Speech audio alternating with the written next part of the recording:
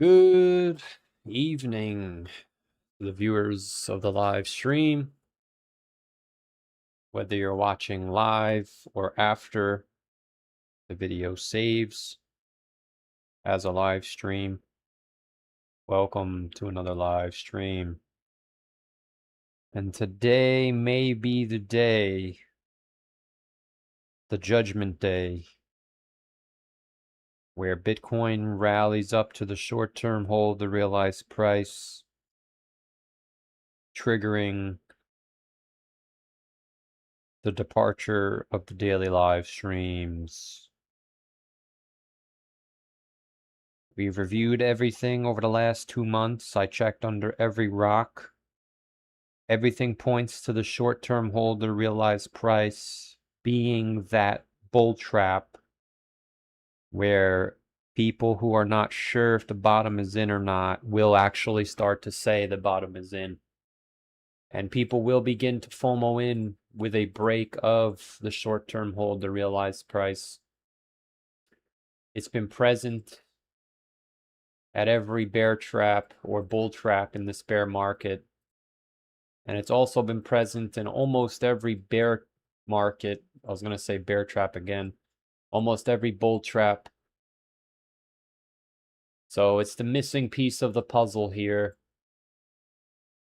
Will we get above the short-term hold, the realized price? I have to argue that it should be now, because if it's not now, then it's not coming. Because the last 2 times we've done this, we had an overbought stock RSI on the 5-day time frame. And come Friday, That's exactly what we're going to get. So this is, I do think this is the move we've been looking for, the final squeeze to the upside. And obviously, if I'm wrong and it's a super cycle to the moon, then we'll go all the way up to 80,000. If I'm correct, we would come up to around 67 to 68,000, hover around there for a little while, and then see the rejection back down. And from here is where we see the next low form, which will be wherever. But this is it. This is what we've been waiting for. It did take a little longer than I would have hoped, but that's okay. I can't be perfect. But this is it. This is the exact environment that it forms in. The S&P makes a new high. You have a 5-day stock RSI hitting overbought, and Bitcoin rallies up to that short-term hold to realize price. Now, what we're going to be looking for today is a toxic chat. Toxic bullish chat is not necessarily a top confirmation, but it lets you know that people are getting a little bit cocky, which is good. Just like the bears in the chat got cocky down here. We want to see the Moon Boys start talking shit, which would help mark the top. And I will open up the questions to the press.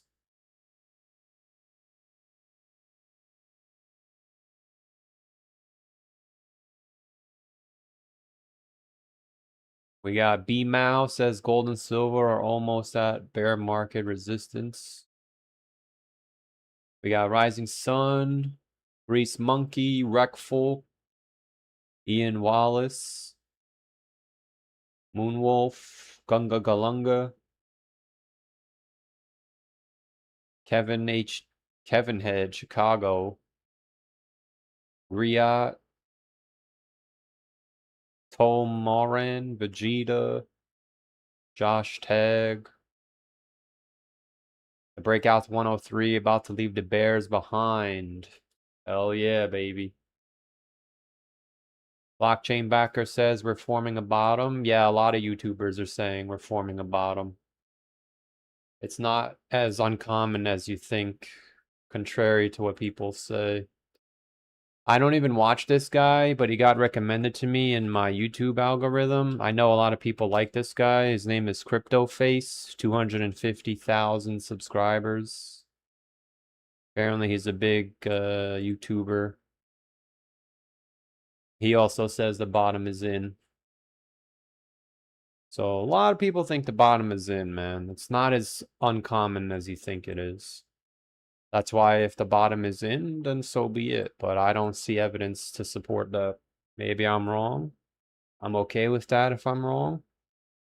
But if I'm right and my targets get hit, then I can walk away.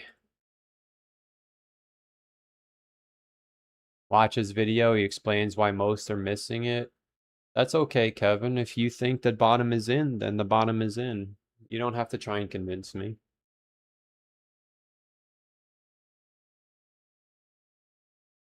I think the biggest thing I learned is stop trying to convince people, because once someone has made up their mind, there's nothing you can do to change it. And I gain no benefit in trying to change it.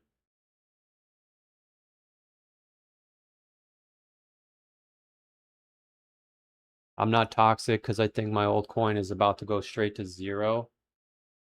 What is your altcoin? I would have to argue that if your altcoin pumps by the 13th, that's probably where the exit is. I think the exit is about to occur. Maybe I'm wrong about that, but this is what we were looking for. It's definitely taking longer than I wanted it to, that's for sure. But we're finally coming up to the short-term hold to realize price.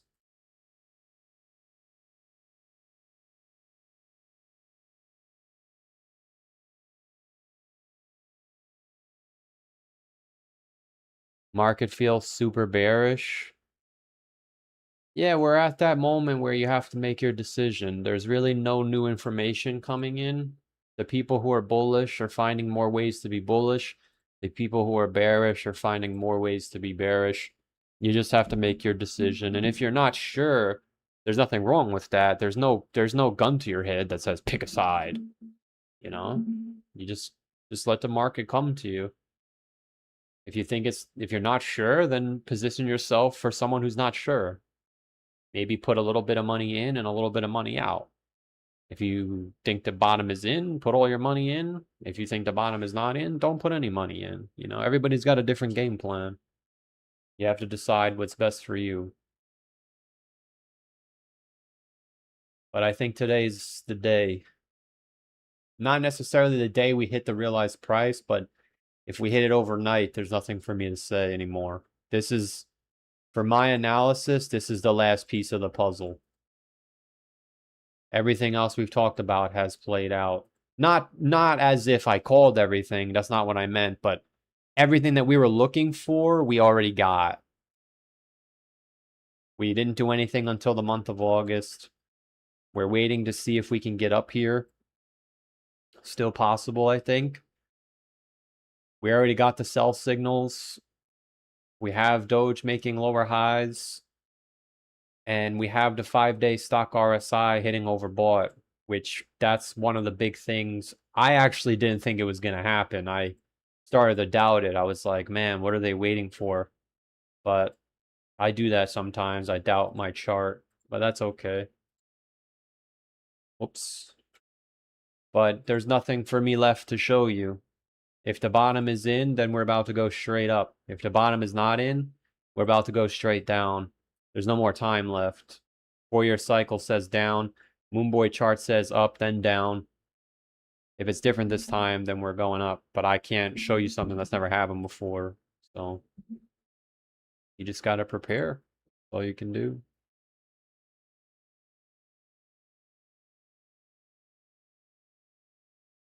Imagine coming in someone's live, try and convince them. Nah, he said he's not trying to convince me. He's just trying to say that another YouTuber thinks the bottom is in and presents evidence, which is fine, right? I have no comment on it. I've looked over everything and I've made my decision that the bottom is not in. Does that mean I'm right? No. Have I been wrong before? Of course. Do you have to take into consideration that when we were in October, blockchain backers said old season and then changed his mind at the last second saying 4-year cycle? And now he's saying there's no 4-year cycle? That's up to you. Nobody's always right, and everybody has hot and cold streaks. Me personally, I think we nailed this to the T. This one was a little slippery slope, but when we were up here, we still maintained our bearish stance. And when we were down here, I was looking for a relief rally, which we got. So I'm not saying I'm on a hot streak, but I definitely reclaimed some credibility from this. But now we're going to see who's right, the Moon Boys or the Bears. If Bitcoin does what Bitcoin always does, it should come down here, which means everyone who said bottom's in, bottom was in here, bottom was in here, now the bottom's going to be in again. I do think the bottom is in on the next. Depends. I can't say I know what it looks like. If we go down like this, then the bottom is still not in. But I can't say that I know. But there's no question in my mind that this is the moment we've been waiting for. The Moonboy event is literally a week from today. The 5-day stock RSI is doing what it always does. I have nothing left to say. This is it. Either the Moonboy chart and the 4-year cycle coexist together, or they're both broken. Because the Moonboy chart said we were supposed to be bearish last year, and we weren't. And the 4-year cycle says we're supposed to be bearish this year. However, the Moonboy chart said we were supposed to crash in February, and we did. And it said we're supposed to rally in August, which we are. So now, because at the top, we went down because of the Moonboy event, but then went up because of the 4-year cycle. Sorry, I'm just trying to pull up the stock RSI, but I'm struggling. The Moonboy events said we should go down, but we went up for a new all-time high because of the 4-year cycle. So for me personally, I'm expecting the opposite. So you see how the Moonboy event said we should be bearish, which is why I thought the top was here. We went down again into this one, but the 4-year cycle said bullish, so we went up and then we went down. And then again, the Moonboy chart said bearish. Right now, the Moonboy chart says we're bullish, which is why people that were saying we're bearish, it doesn't make any sense yet. It's almost time to be bearish. Now, because the Moonboy chart said we should have been bearish, but the 4-year cycle made a new high, I'm going to assume we're going to do the same thing in the other direction, where we went down into the Moonboy event and then we went up. Here, we should go up into the Moonboy event, but the 4-year cycle should pull the price down. Now, if that's going to happen and we're correct with that, then it should be about to happen. We should be down here by the end of the year. If I'm wrong and it's different this time, then I'm okay with that because I've made my bet and my decision based on what I see. And if I'm wrong, I'm wrong. I'm not going to come on here telling you maybe we can go up, maybe we can go down just so I can have a YouTube channel. This is what I think. And for me, as I said about 5 minutes ago, I even doubted. I still do doubt the Moonboy chart sometimes. I do. But I wasn't sure if they were going to push the stock RSI to overbought. But they are. I doubted it. This has been drawn for a couple weeks now, and it's finally coming. It took a little bit longer than I thought it would, but this is what typically happens. We always get a rally into the orange line, and then when the orange line passes, we go down. So I'm going to assume that this is the last rally. Then we get rejected, wherever we get rejected, whether it's 68, 67, 70, I don't know. And then September and October, we should bottom. That's what I think. That doesn't mean I'm going to be right, but that's what I think. And I watched a bevy of YouTubers, and a lot of people do think the bottom is in. I don't think it's as uncommon as some people are pushing it to be. Oh, everyone thinks the bottom's at the end of the year. There's a decent amount of people saying that, if you think about it. A decent amount of people saying that. So like I said, we're at that point of the market cycle where you got to just make your decision. There's really no more research to be done. There's no more charts to be made. You either think the bottom is in or you don't. And if you're not sure, there's nothing wrong with that. You just have to plan for not being sure. You know, am I 100% sure we're going to hit the realized price? I think now is our chance to, but I told myself by the end of this week, if we're still not going up, it's not coming. And now we're going up this week. So what do I think? I think this is the path. We're getting the same pattern that we got the entire bear market. The missing piece of the puzzle here was we never hit this yellow moving average.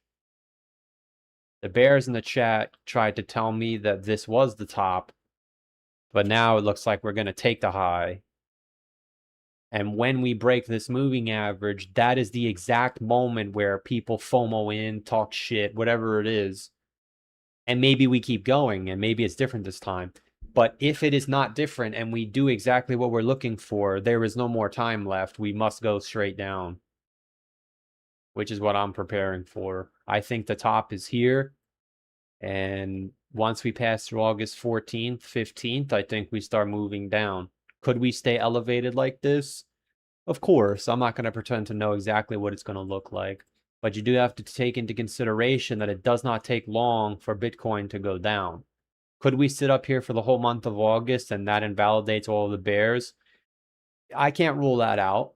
Considering it only takes 20 days to go down, we could do something like this, which would throw everybody for a loop where it stays up here in August and then it crashes in September and then crashes in October.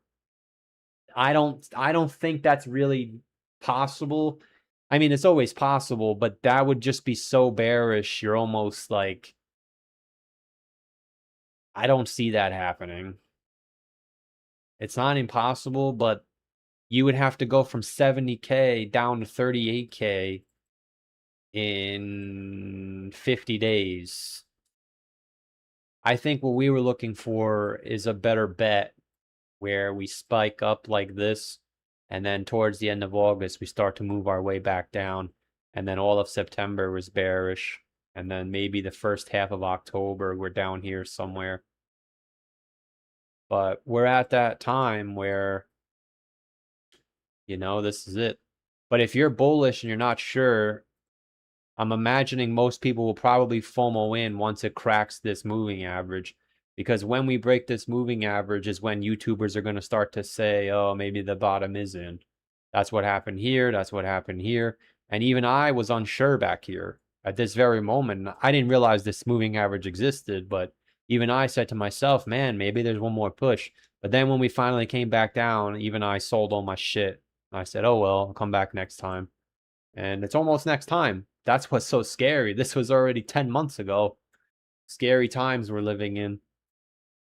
So if you're going to be the guy that FOMO's in here right before it goes down, I've done that plenty of times. I didn't do it here, but I've done it plenty of times in the past. But you'll see the tune on YouTube start to change as we get closer to this yellow moving average. That's what always happens. That's why the chat hasn't turned toxic yet, because we didn't break the moving average. The chat turned toxic here. I remember people were saying it's impossible, we're bearish, their stock market's making new all-time highs. And then we went straight down. Here, the chat wasn't toxic towards me, but people were saying, oh my God, it's a super cycle. And then we went down again and made another low. So I have to imagine, and that's why I'm talking about this 5-day stock RSI, because this is what I personally prefer for myself. I have it written down. I said to myself, once the 5-day stock RSI hits overbought, that's where you can turn bearish. But unfortunately, it took a little longer than I was looking for, so I have to readjust my situation, which is fine. I'm prepared for this, because I thought we would have the move down somewhere in the middle of August, but it may actually be at the end of August, and it could even be September. There's no law that says we have to go down in August. It would be nice if we did, but I really would argue it kind of decreases the probability of us going as low if we don't go down towards the end of August. All we would need to do is see the price come back to the low in August. If we can do that, we're fine.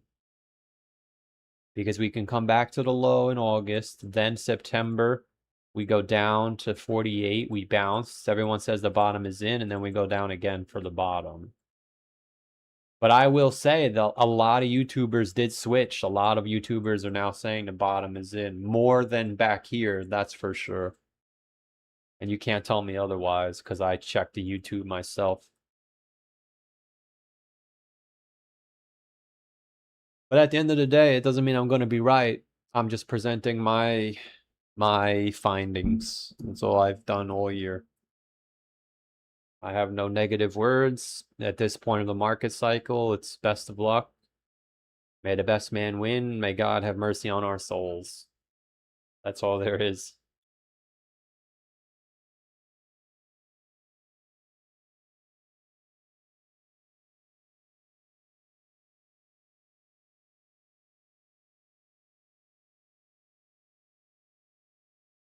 Christopher 5 says, I'm sticking with my guns on this one. Brother, the bottom is in. I appreciate the 5.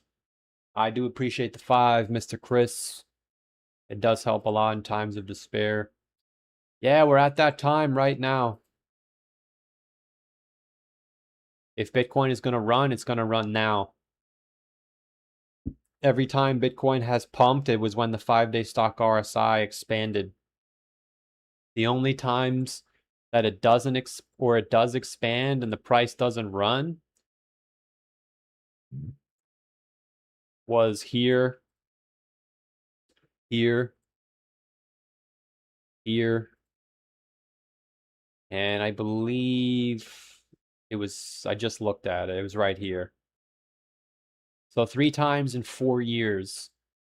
But I still can't even use this because we made a new high over here. So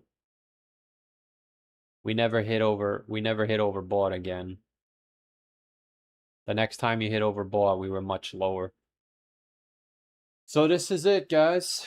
I think we did a pretty good job for myself, right? I'm not saying I'm going to be right, but I tried my best to look at everything. So the evidence has been presented to you. If you agree or disagree, that's okay. I'm not here to convince you. I don't make any extra money trying to convince you. I did all of this for me. I just shared it with you. But everything we talked about over the last 2 months, I would have done even if I wasn't streaming. And that's why I streamed so much, because I was taking the time to look at the chart for myself and then share it on YouTube. Whereas most YouTubers make the videos for YouTube. But if we get this one right, I think we can have a whole dynamic shift. We could become a news channel or something. Collect ad revenue, selling fear.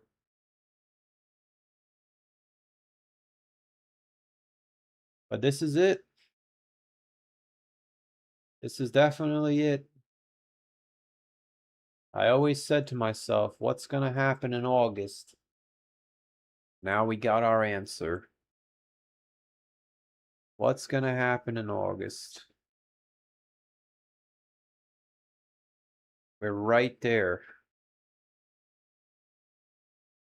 I do dislike that it's taking so long, but Bitcoin moves very slow nowadays. It's not what it once was. Everything is like in 1.5 or 0.5 speed. But you can see we've had this chart drawn forever. We're waiting for it to play out. It's just taking a little bit. Which I like. I like that it's taking forever because it lets me know that it's bearish. That doesn't mean I'm saying I'm going to be right. I'm just saying it lets me know that it's bearish.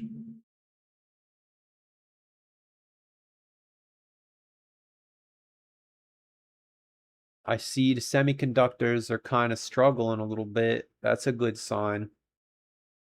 I don't know. I still think the semiconductors can come down. Maybe I'm wrong, but I still think they can come down.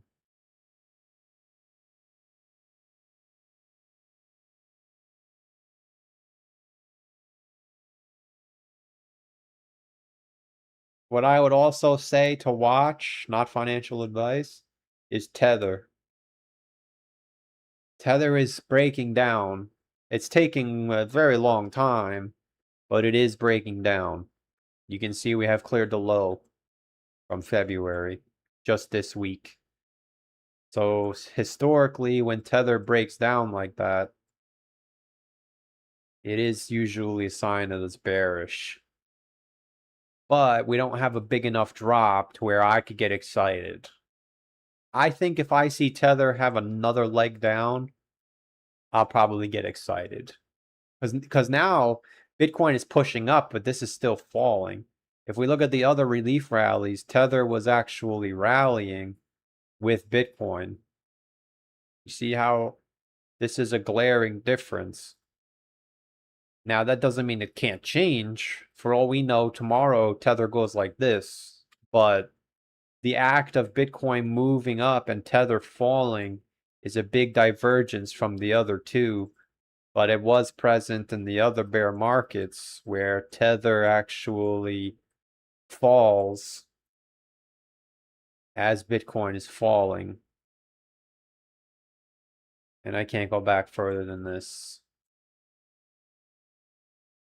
So if I had to put a thought out there to the crypto universe, I would say, dear universe, if you could please send Tether down at some point in the next week, I'd be very happy. Thank you. Amen. Gotta go to bed soon. Work life's taking a toll on my soul sometimes, like today, but then my soul speaks up at times. Yeah, mighty man, just gotta take it one day at a time, man. You've been here for almost 5 years now.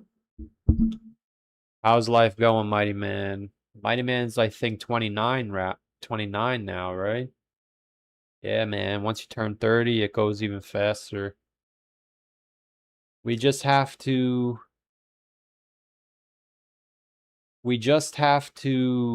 take things one day at a time and take things slow. If I could go back 10 years, I would tell myself, slow down. Time does move fast, but time is also linear. Every 60 seconds is the same.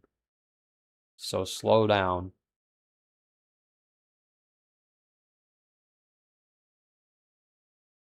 What's your plan if we go up to 90K? Well, my plan is invalidated once we get up to like 80K, so I'll be all right. If we went up to 90K, I think it's safe to say that we're bullish.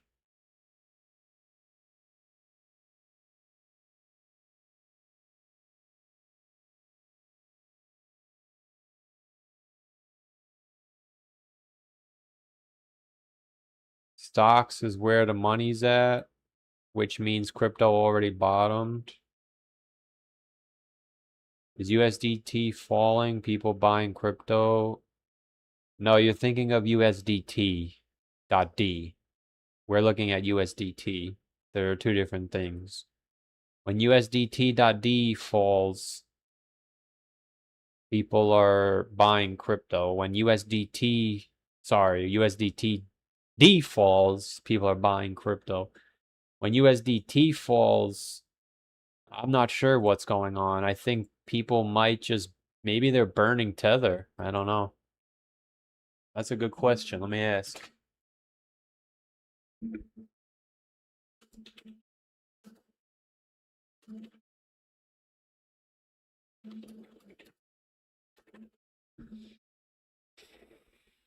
That's a great question, Spanky. I never thought to ask. I just look at the chart.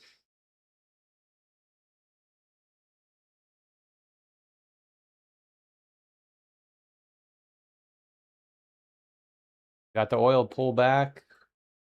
So far, we're getting everything we're looking at. We said many times, oil should go down.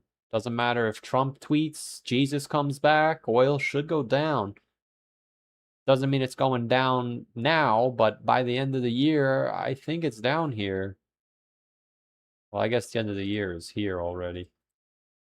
But if you look at historically, oil usually capitulates with Bitcoin. That's not my opinion. That's literally what happens. So I don't know what's going to happen, but something's got to happen to send it down. Maybe it takes a little while, a little longer rather, but and maybe I'm wrong about this. I'm not trying to say I know for sure. Maybe it goes like this for no reason. But I have to argue it should come down.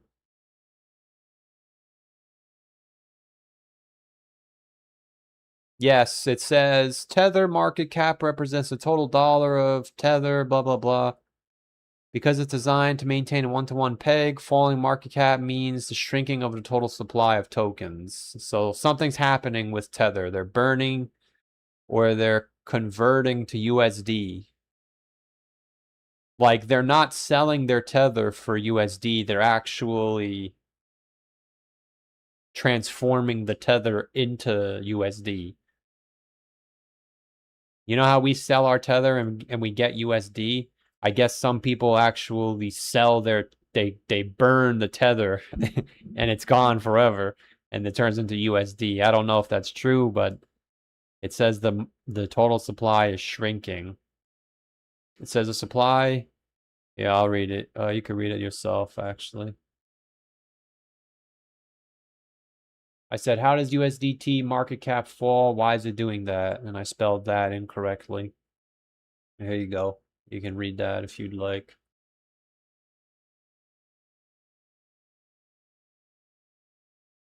Yeah, it says it right here.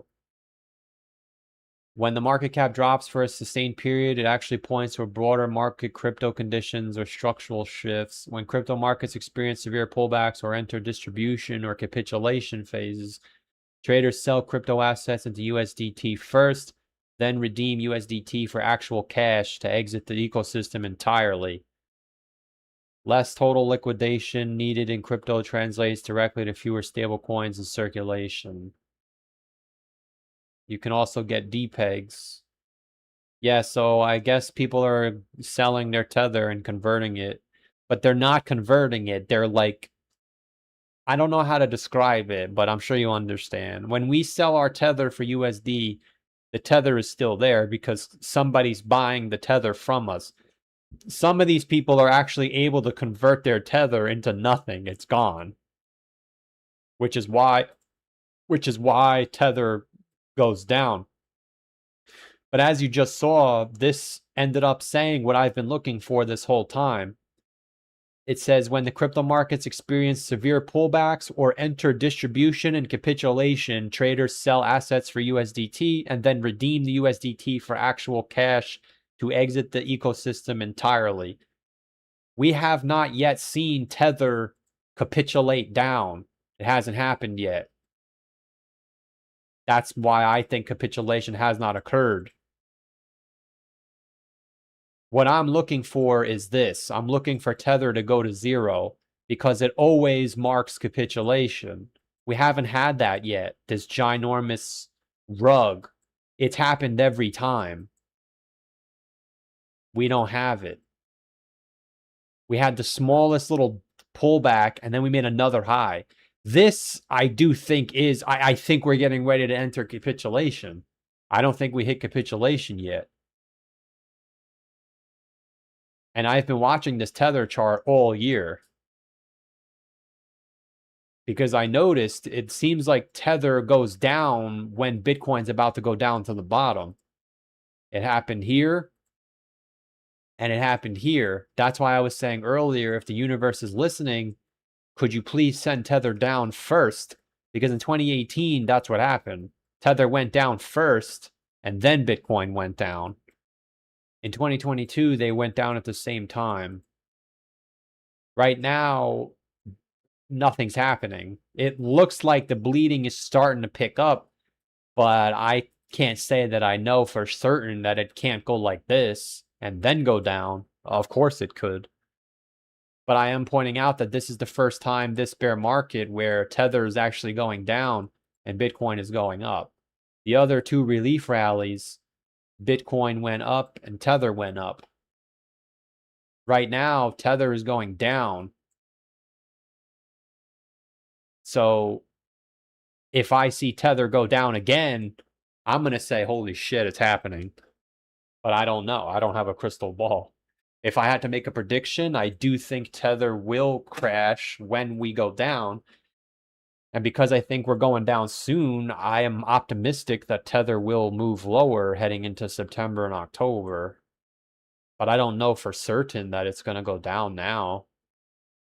I mean, I could look at indicators. They're suggesting that we should be getting ready to enter capitulation. You can see the RSI, which I'm not going to sit here drawing TA on a stable coin, but it's starting to get to the bottom here, which has triggered the capitulation in 2018 and in 2022. So we're at, there's no more evidence. Like, if you're bullish, you're bullish. If you're bearish, you're bearish. There's really nothing left to say.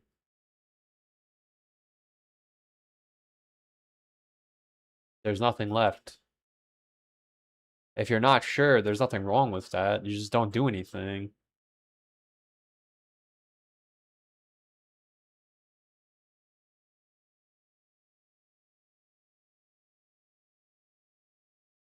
They're selling Tether to buy USD. No, they're not selling Tether. They're converting their Tether.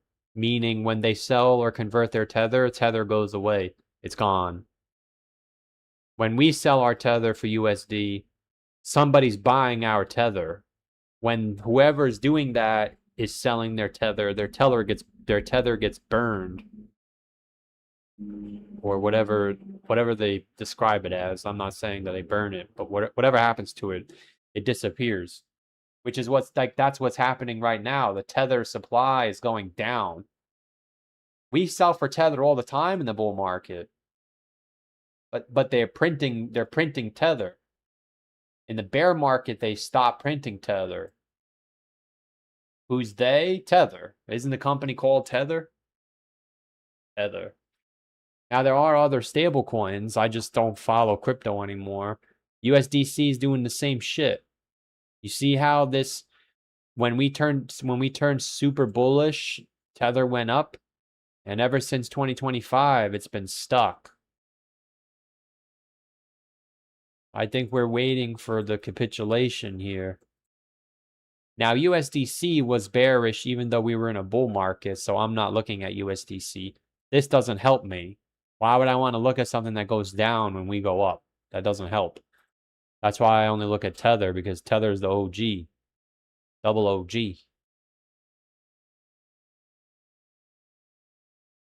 They've been talking shit about Tether for years. They said it was going to go to 0 in 2018. They said it's going to go to 0 here. Don't be surprised if Tether goes like this and people say, oh my God, Tether's going to 0.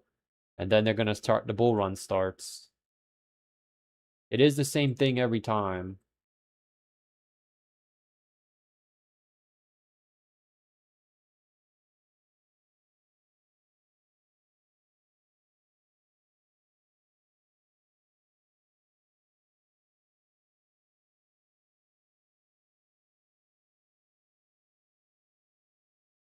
Tether is a stable coin pegged to the dollar and the treasury. How can it go down in value?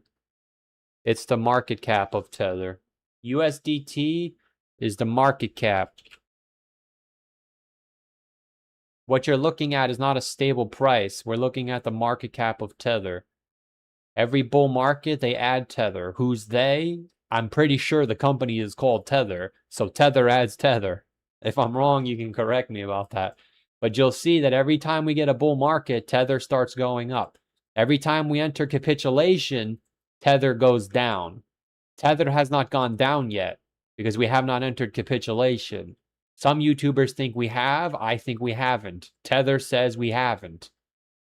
If you're telling me this is what the bear market is, when in every other bear market, Tether had absolutely collapsed. This was 24%. How much are we down now? 3% pullback on Tether. You're out of your fucking mind. And I use the F word as an adjective. I don't like using foul language. Look at that shit. 45% drawdown. A 3% pullback is not capitulation. This chart tells me we have not hit capitulation yet. If I'm wrong, but that's what this chart says. And I have to respect Tether because it's the number 3 cryptocurrency, my brother in Christ. People look at Ethereum, why not look at Tether? It's the same, it's almost, I'm willing to bet you that Tether is going to be number 2 in 4 months. Tether, you're better off buying Tether. Not financial advice. Yeah, I'm about to be a Tether maxi. Start shilling Tether. That's funny. Tether Moon Boy. Tether Moon Boy.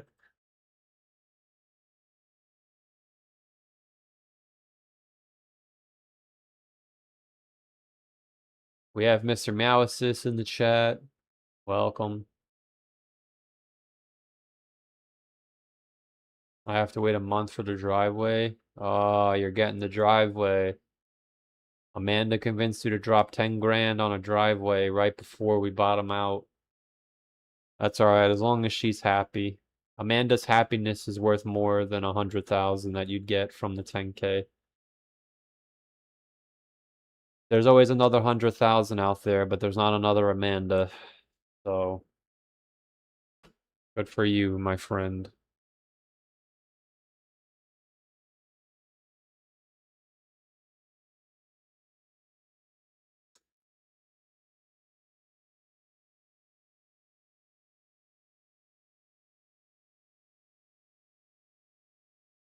The term is redeem. Yeah, that's why I tried to distinguish the two.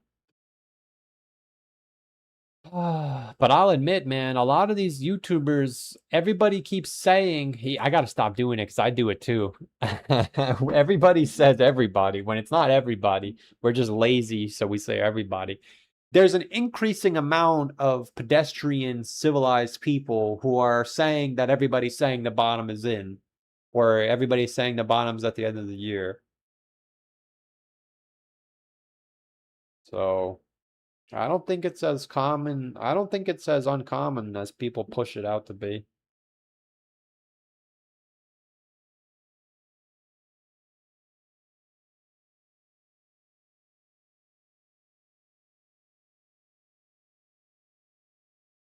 Sounds like if USDT hasn't gone down, that means people hold USDT to buy back in. No, USDT only goes down when we capitulate. I'm trying to stress this point. The word capitulation has been thrown around on YouTube like a dirty girl. I don't know why I said that. It really slipped, but it was just, I don't know why I said that. That was very inappropriate. But that's what it is. I was gonna say dirty something else. The hua hua. Remember Chihuahua on Cosmos? Hua hua. Hua hua. The word capitulation has been tossed around like a dirty hua hua, but true capitulation is when the market is, people are giving up. And we have not hit capitulation because Tether never crashed. Tether crashing signals capitulation. It says it right here.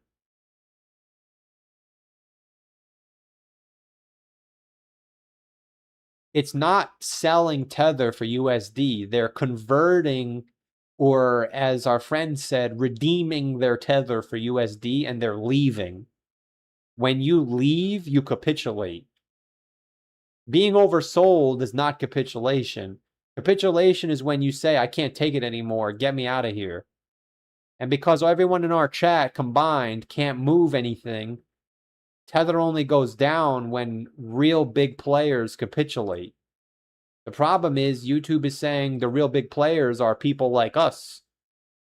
The real big players are still in profit. You can debate all you want. I don't care what you show me. The very definition of unrealized profit and loss. The long-term holders are still chilling. As the brain rot people would say, I'm chilling, cuh. They never even hit underwater. It literally says we're light green. Light green is hope. Moderate profits. Holding continues. Green or blue is denial. Long-term holders underwater, and extreme losses. Capitulations. Dark blue. We never hit dark blue. We can't hit dark blue until we form a bottom. That's what capitulation is. And the fact that this thing is telling me the same thing and it doesn't even know we're in a bear market. It's just saying it because that's what the definition is. Tether goes down when big players exit. They haven't exited yet because there's no reason for them to exit. They're still in profit. But it's coming, in my opinion. Don't you worry. It's coming. And that's why Tether hasn't gone down yet. But I think it will. I'm not saying I'm going to be right. But that's what I think. In 2018, in 2022, Tether fell by 24%. We'll even round it up to 21%. In 2018, it fell by 40%. Right now, we're down a whopping 3%. Not even. 3.3, maybe it's a little more than that. 3.5%. Is it uncommon for Tether to make a new high in the bear market? No, that's what happened last time. But here's the thing. Tether capitulated super early last time because we capitulated early. In 2018, Tether didn't capitulate until the last second. But you can clearly see that even in 2018, Tether made a new high, and then it took a shit.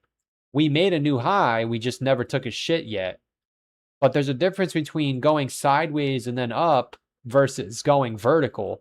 In the bull market, Tether goes vertical. I mean, even this is a giveaway, in my opinion, that it's still bearish. When Bitcoin bottoms, Tether erupts with Bitcoin. Now, we didn't go up yet, So you could say that's why Tether didn't go up yet.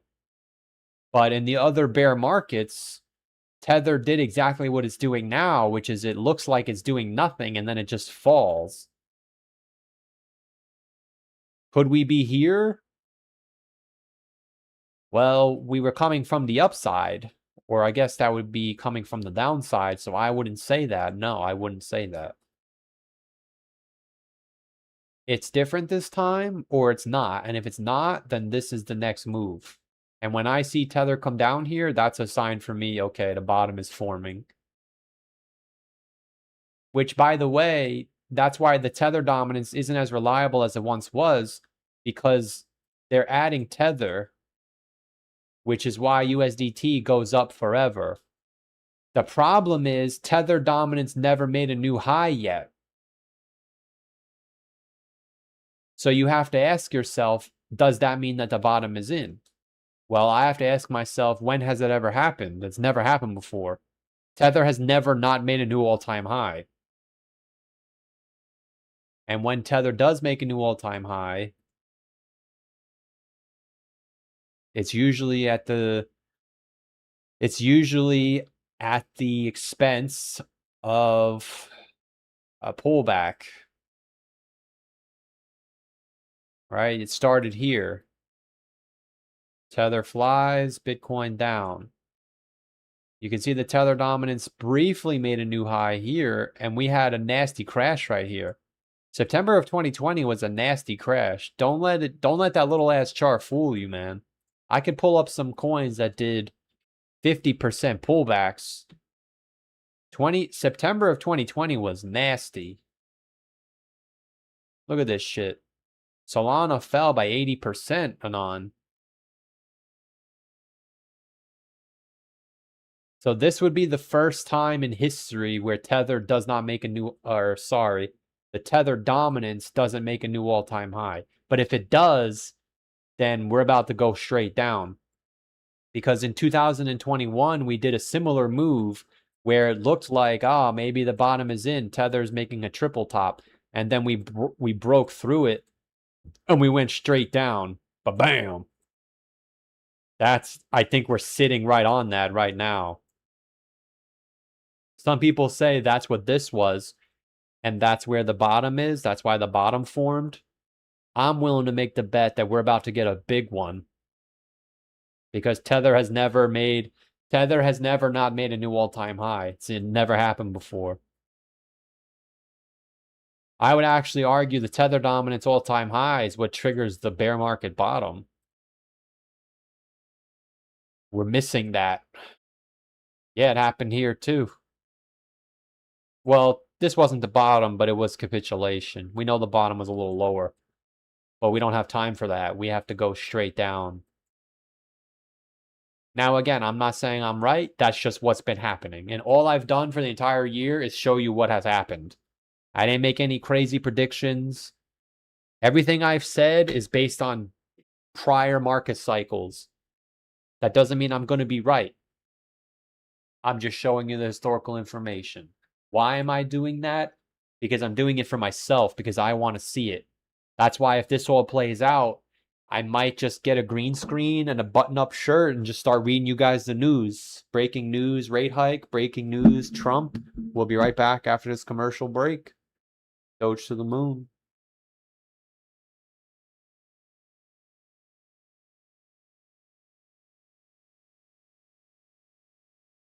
I think I got sunburn today, which is nuts, man. It sucks being bald. You get well, I guess it depends what ethnicity you are. You could be bald and dark, and it's not so bad. But if you're white, like pale and bald, it sucks. Buff Link for 2 says Cash Cat on Robinhood is up 50%. I appreciate the 2. Buff Link. Remember Cash Cab? This is the Cash Cab. What is the term for a coin that only goes down? A bad stock. B, an old coin. C, a meme coin. Or D, shitcoin. You got 20 seconds. You want to use a street shout out? My final answer is Cashapp. Cashapp. Cashapp had a nice retracement. It got rejected at the 618.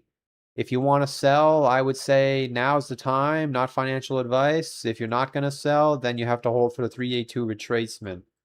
I would say Cashapp is technically bullish above 83. A break below 83 sends you down to 70. A break below 70, the top is in. This is a textbook 618 retracement.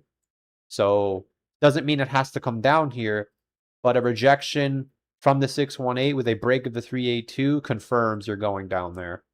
Or at least back to this level here. So I would not buy in here. If I'm already in, I probably would be getting out. And a break below 70 confirms you're bearish. If you're not in and you're trying to get in, not financial advice, maybe take a stab at 83 and 70. If it falls below 70, it's over. The top has formed already. But the two levels for bounces are 83 and 69. You break both of them, it's going to 0. Put them in the dog pound. Appreciate the 2 from Bufflink.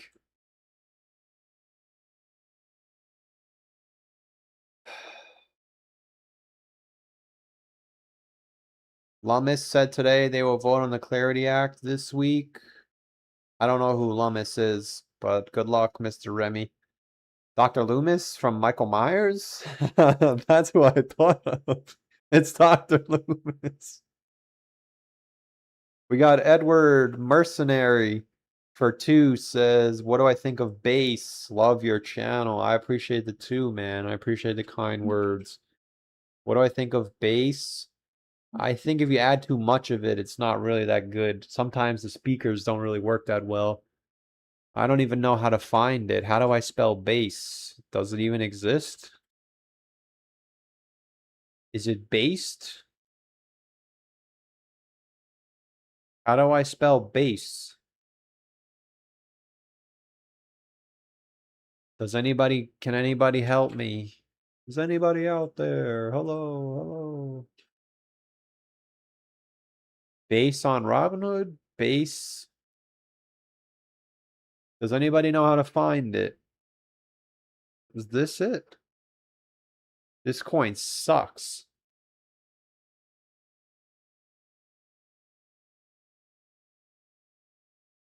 This coin sucks.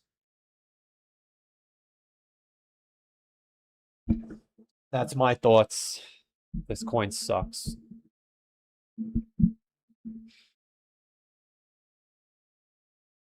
I don't know how to find base. They're saying Coinbase. Is it based? Base 1?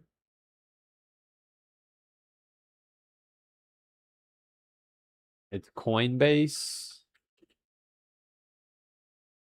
I'm not sure. You guys are all typing nonsense, man.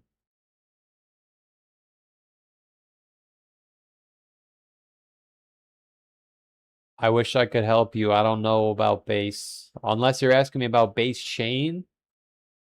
If this is the base you're talking about, I think it's going to go all the way to nothing, and then maybe you get a lucky spike in the bull market. I don't know if this is what you're talking about, though.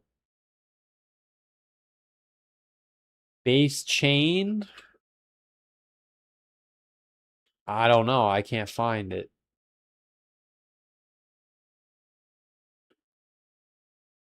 Base. I only see based. Based to blockchain. Oh, I would probably. I think it's just like everything else. It's just a scam. Could you make money on it? Sure. Would I rather use base than regular Ethereum? Probably not. Even though the gas is better, we know from Solana that less gas means more scammers. We thought 2021 was bad with the scams. We had no idea what was in store for 2024. Because low gas fees means everybody and their mother can get on. When there's high gas fees, people that only have $100 can't play. So I think regular Ethereum is better. I think base is a good it's not bad. It's just there's a lot of scams. I do like some coins on base. I know this is Russell. This is that bald guy's dog. You just got to be careful that it goes to zero during the bear market. Because I see that happen where coins look like they're doing good and then for no reason they just take a shit. I've seen that happen many times.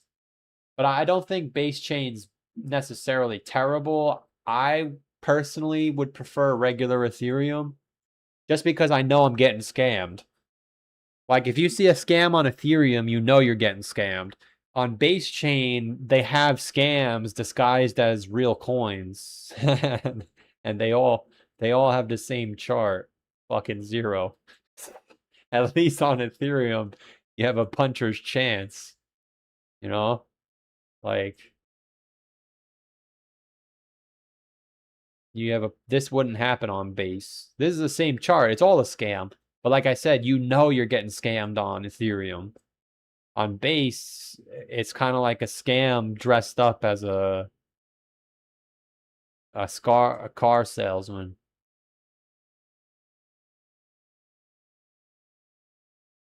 But it's not horrible.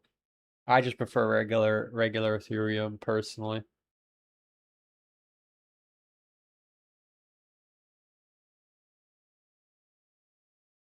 We got Street Rolling Style for 2 says disclaimer coin don't. I appreciate the 2. Disclaimer coin don't. Oh, another gambler in the chat. Very nice. Very nice. I love these charts. Yeah, this is actually not a terrible chart. You just got to be careful for the final rug pull. Now, by definition, I'm not a TA guy, but if I were a TA guy, I would say the rejection off the 382 is what's making it bearish. When you do this nonsense, it's not good. We saw Dogecoin Mars do the same thing. You hit the 382 rejection, 382 rejection. Could you get one more 382? Yes. If it blows through, congratulations. If it gets rejected, they're going to take the liquidity out. This is the exact pattern that Dogecoin Mars had. 382 rejection, 382 rejection, 382 rejection, and then that was all she wrote. You had a rejection here and a rejection here, so you only had 2 rejections. I believe the same thing happened here as well. You had a rejection here, straight down. So maybe that coin already topped. But I would say maybe one more try. If not, down. Appreciate the 2. Base will do an airdrop. Yeah, I don't think base is terrible if you stay away from the scams. I don't know what you're asking me. What do I think of base? I think it's another degenerate chain. It's gonna invoke gambling. I think base is a less famous Solana. I don't prefer base. I think it's okay, but if I want to gamble with $100, I would go on Solana. If I want to invest in a meme coin, I want to go on Ethereum. Base is somewhere in the middle where you're getting scammed like Solana, but you don't have the herd to dump on. At least on Solana, everybody's in there, so if you're in first, you can get out. Base, it's like there's just nobody here. I don't know. Boomer, remember Boomer? Boomer. Especially now in the bear market, I don't think it's any good. I would probably wait. If I had to pick a coin on base, if you told me I can only buy one coin on base, maybe Toshi. But I can't say I know because it looks good now, but I've seen this before where 2 years into the bull market, the shit is down here. I think that Aerodrome coin, yeah, here it is. The Aerodrome is not terrible. Yeah, Aerodrome could be a nice play. One more flush and then goes back. I could see that happening. Not financial advice.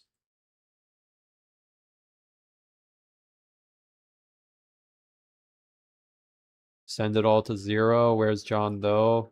I believe he's got a new life now. Mr. John Doe.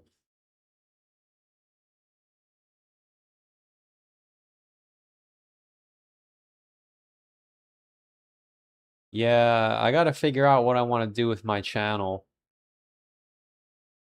Would it be too much of a sellout if I make in-depth videos for the Moon Boy memberships? Or is that being a sellout? I think if this all plays out, I'm gonna set up my green screen. I'm gonna get a little suit, and I'm gonna set up a background like a news channel. Breaking news. And I'm just gonna read the news. I think that's the correct play. Because let's be honest, the analysis doesn't really help the channel. It helps us, if we get it right, of course. It helps us because we're using it to, or I'm not saying you guys are using it, but I'm using it to make my decisions. But it doesn't actually benefit the channel. In the bull market, the people who go commercial usually do the best. They read the news, they say we're bullish, DCA. I think people just like being told everything's okay. And I'm okay with doing that. But right now, I know everything's not okay, so I have to get myself out first. But once I'm on a lifeboat, then I can tell you everything's okay. The thing is, right now, I'm on the Titanic with you guys. we're all scrambling for a lifeboat. But once I get on the lifeboat, I can tell you everything's okay. We're coming. It'll come back. A lot of these YouTubers are already on the lifeboat, so if it goes lower, they don't give a shit. They all have nice apartments in the background. They all got 100x on some bullshit. So they don't care if it goes up or down. I have to be right. That doesn't mean I am right, but I have to be right. So I looked at everything. But once I get off and I'm on the lifeboat, I can read you guys the news. I was looking on the iPhone. You know the iPhone stocks app? Do me a favor. If you have an iPhone, go to the iPhone stocks app and look at BTC USD.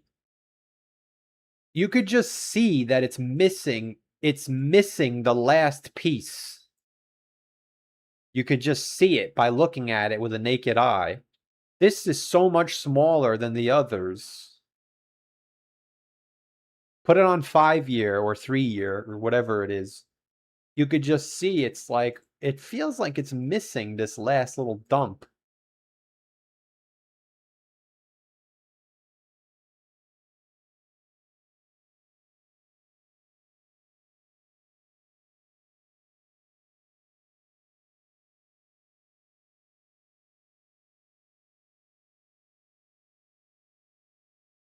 Ed the Mercenary for 2 says,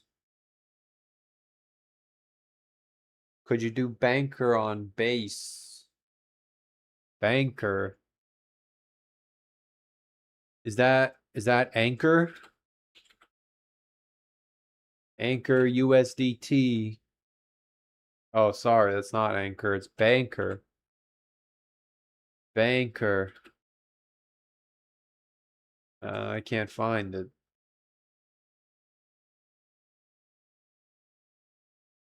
Banker on base.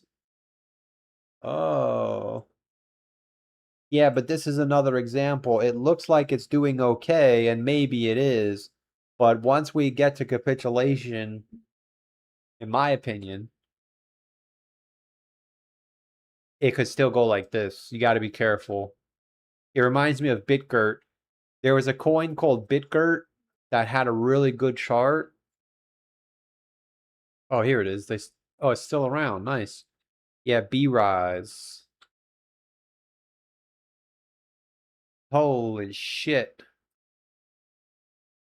Holy shit. Wow. Dude, I had this coin.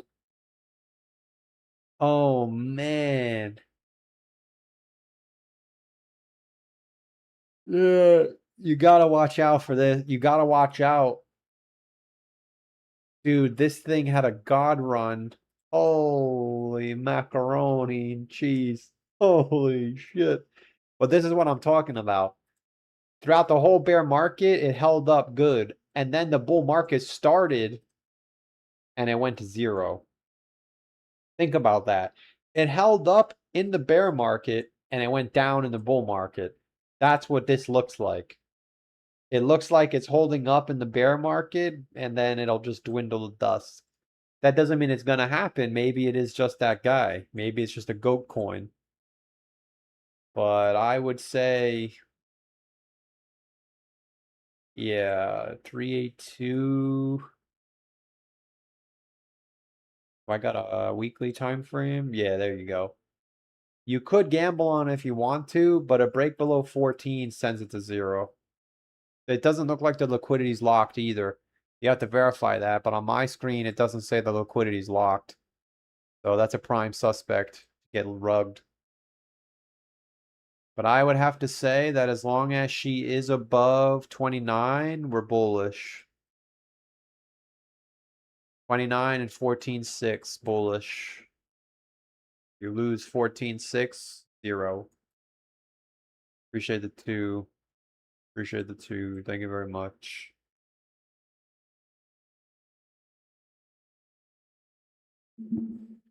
I've been seeing a lot of people talking about Robinhood as a new pump fund for huge gains. Yeah, I don't even know. I am so disconnected from crypto.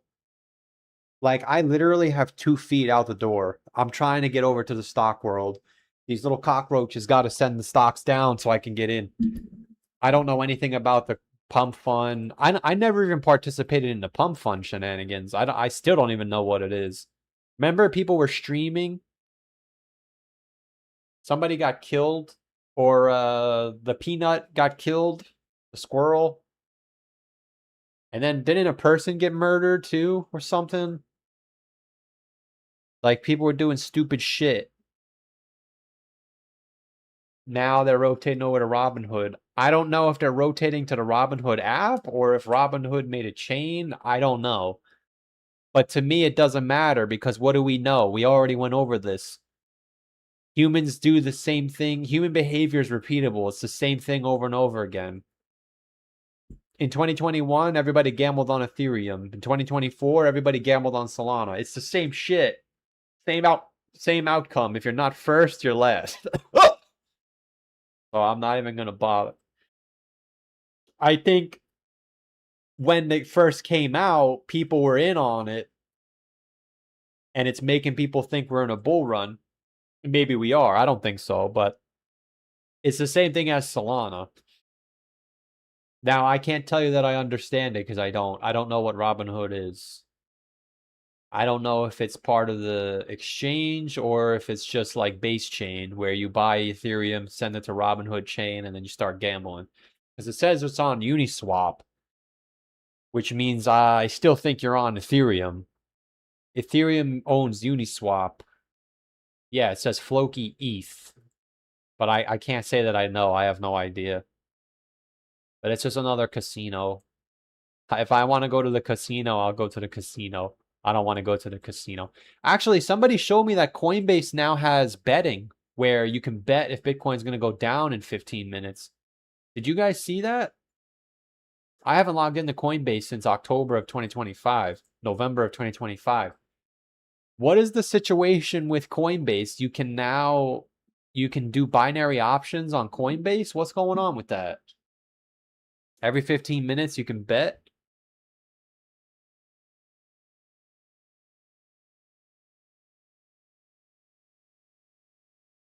Robinhood has a chain now. So Robinhood still has its own. So Robinhood has its own chain now. It's like base chain for Robinhood. So is Robinhood posting those coins on Robinhood or no? Yeah, so that could be good for Ethereum. Everybody's going to go back to Ethereum now.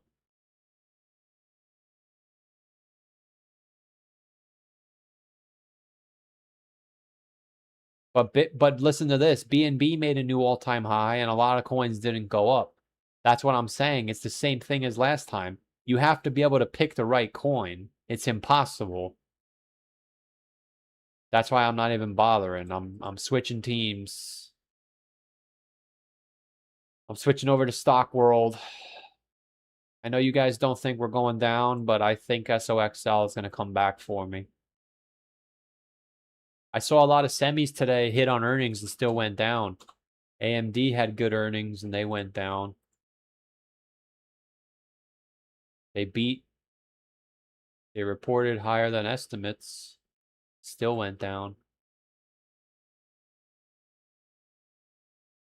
Yeah, what else went down today? Do we have any earnings? Oh, these guys had good earnings too and they went down. Yeah, I don't know. What happens if this is just a relief rally and we go down again?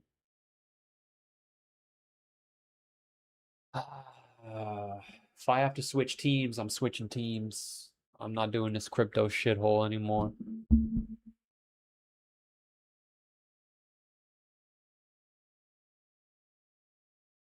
Most apps have it now. Not prediction markets, but I saw Coinbase literally had a thing where it was like interactive. Is there a fee for that? Is that gambling?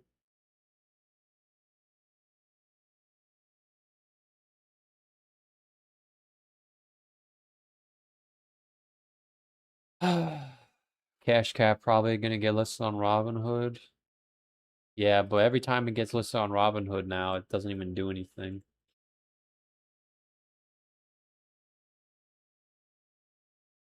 So what do you guys think? What do I do? What do I do for the bull market? Do I read? The problem is you have to go on X to get your news, and I hate X. It's a cesspool. But how do you talk about something that you don't care about? That's what I have to work on. Let me try.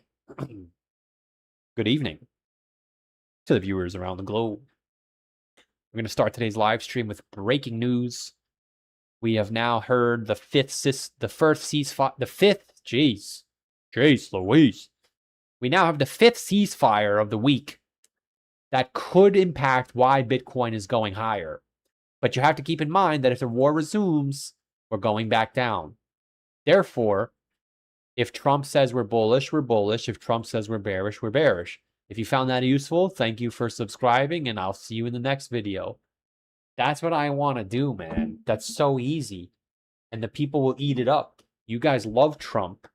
Even if you hate Trump, you love Trump. There's people out there that let Trump control their lives. It's unbelievable. Trump, Trump, Trump. Man, if I could go back, I wouldn't go back, but maybe I can get in on it. Dogecoin's going to pump if Elon puts it on the moon. If Elon doesn't put it on the moon, it's not going to pump. Thank you for watching. And dude, that works too, man. I think I'm going to try it. But I'm going to try MSTR. I'm going to try to get in the MSTR Trojan horse. Because I know MSTR has a big community too. I think for this bull run, I'm going to do MSTR and Bitcoin and Doge for my YouTube channel. And then maybe for the members, we'll make the analysis. Because we only got 100 viewers, which, listen, I want to say thank you all for watching every day. 100 viewers for me in a bear market is pretty good. I was only getting 150 in the bull market, so getting 100 in the bear market is beautiful. But this is almost done. We're almost done. I have to be open to one more spike. It says it's there. But it does also say that by the end of this week, that should wrap this shit up. Should be wrapping this up soon. I just want to let you all know that if this works, man, it was a pleasure streaming with you all.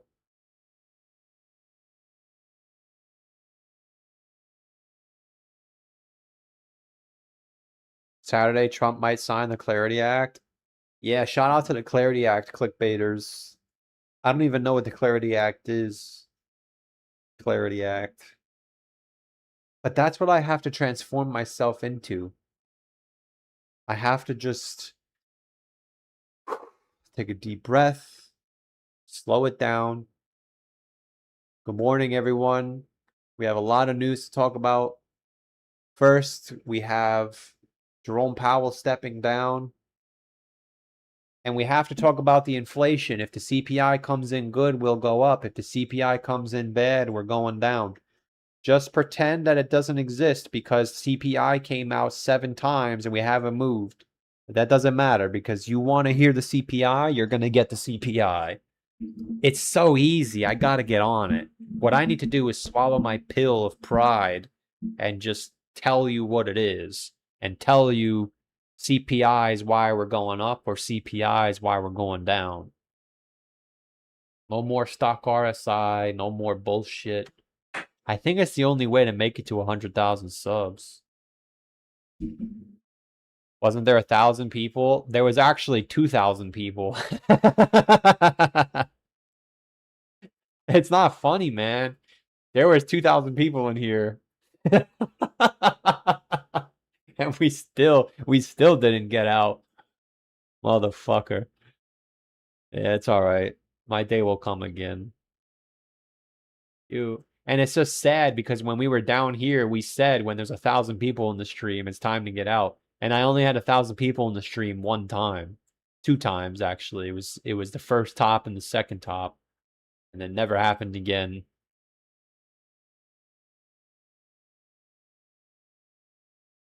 It's all right though. That's a past life. We're on to the new life now. If we really get this move, some of us will have a new life.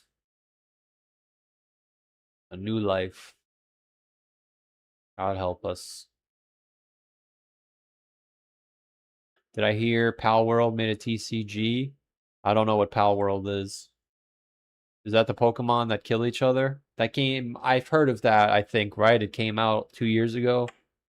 And then Pokemon had a cease and desist. I thought they got rid of that. Unless I'm thinking of the wrong thing, but I think that's what it is, right? Pal World. Oh, we're over the downtrend too.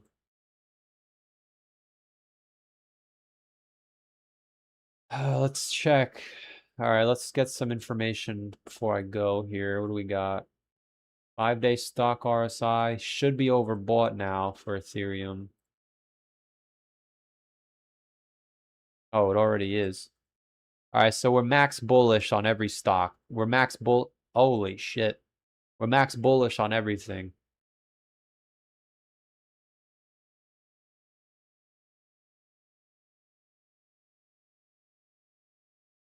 How the flipped flip have you not heard of Loomis? Are you living in a fishbowl? I told you, Loomis. Dr. Loomis.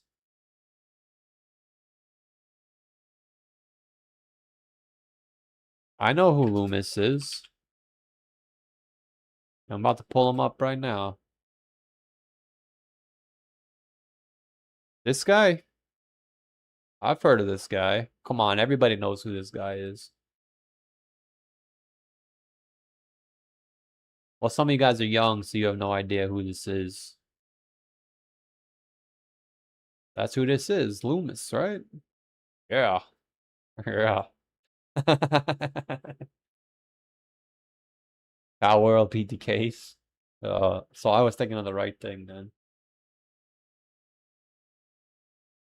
All right, so we got, oh my, the weekly stock RSI is overbought for Ethereum.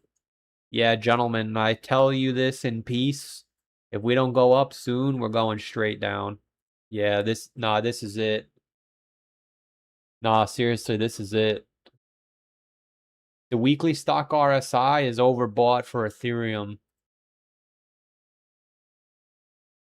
It's now or never, man.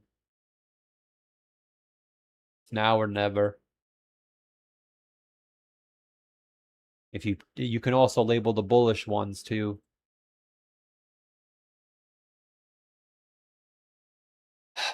Good luck. Even this one was bearish. Yeah, holy shit.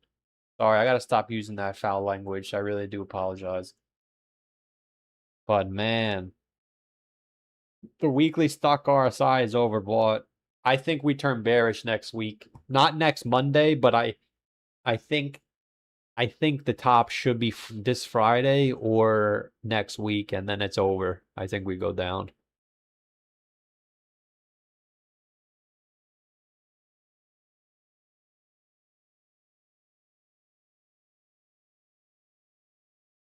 He says literally about to crash. No more bets. Get that 1K ready for me. If we hit 29K, I'll give you 1K, bro. Easily. Fucking easily. Is that what I said in is that what I said in October? I'll give you 1K if we break 30K. I know we said something, I just don't remember the number.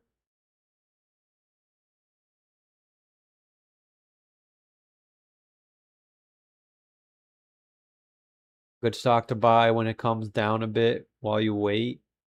No, I'm not buying individual stocks. I'm doing what they told me when I was 19.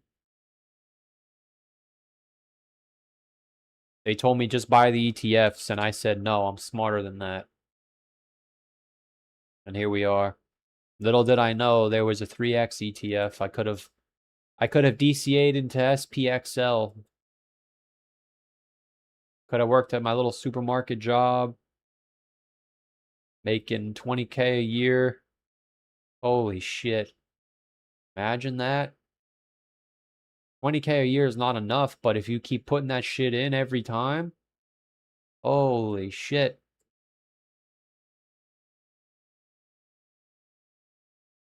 It's still going too. Maybe I have to go back. Maybe I should start over. No, I don't have the time. It's now or never. It's now or never. It's now or never, baby.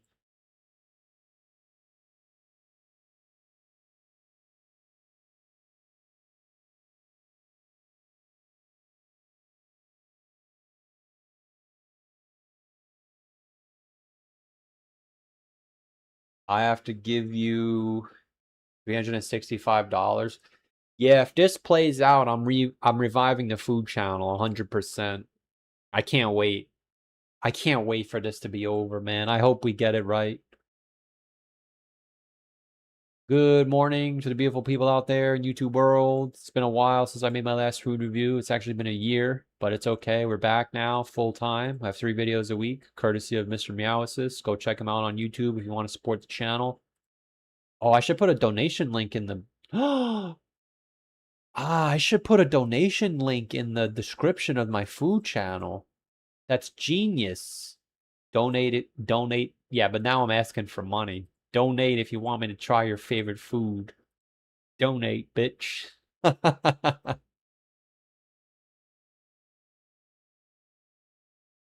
I'm not gonna lie to you guys. My nostrils are literally shut.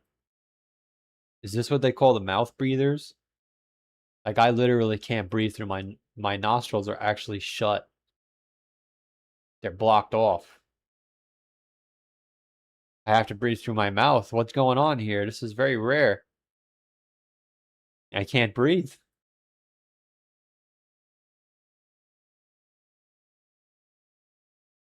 Am I rage baiting you? What do you mean, man? What are you talking about?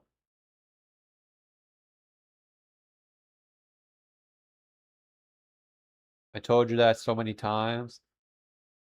Yeah, but I think you did say that. I just don't make videos anymore, so I never do it.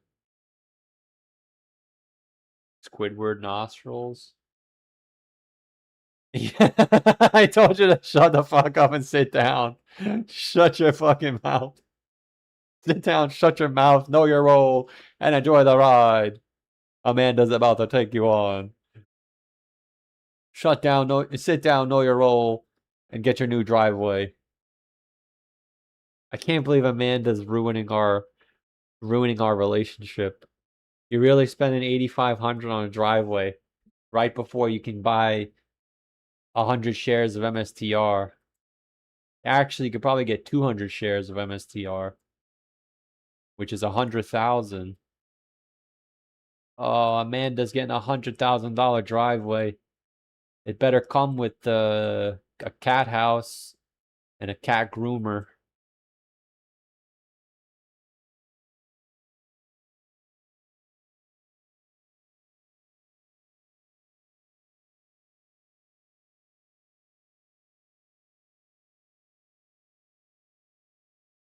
When is my face coming back on?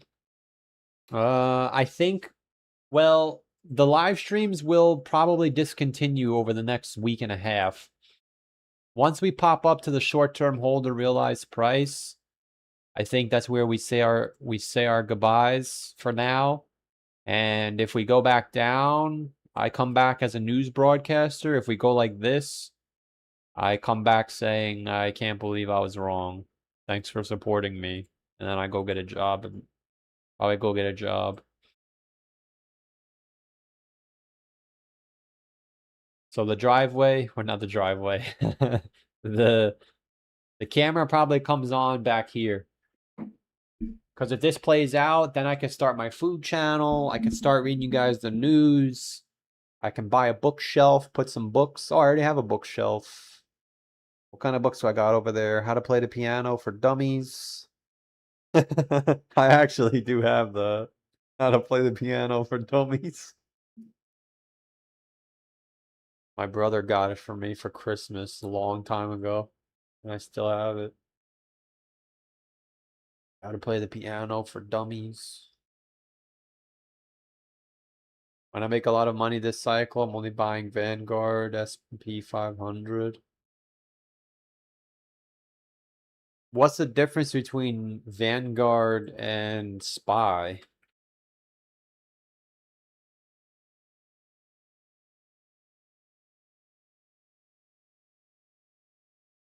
I don't think there's a difference. Right? Oh, it's actually underperforming SPY.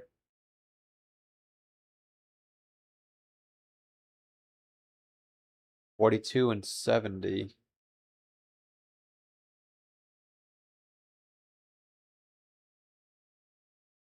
Yeah, this thing. It's the same. Oh, no, I missed a whole chunk. Yeah, that thing sucks, man. SPY. Hold on a second. SPY from bottom to top to 75%. Oh, I missed it here too. Okay, never mind. It's the same thing. False alarm.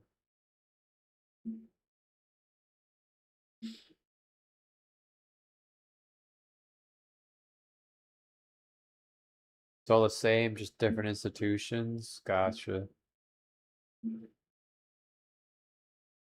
Yeah, I'm a NASDAQ guy. The NASDAQ has the worst returns on the way down, but on the way up, it's nuts.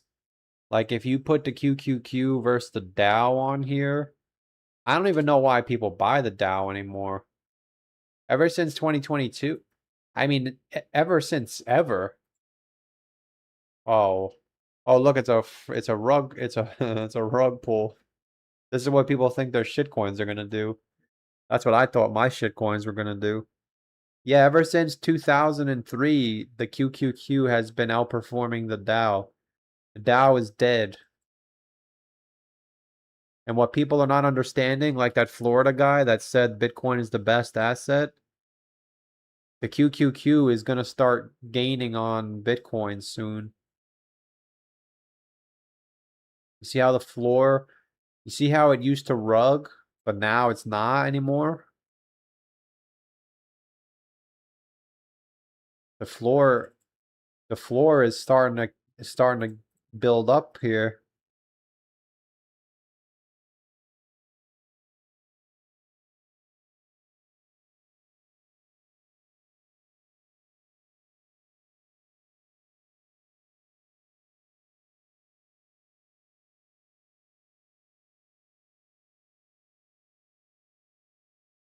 Yeah, SPY is better in my opinion. I mean, there's no difference, but SPY is SPY.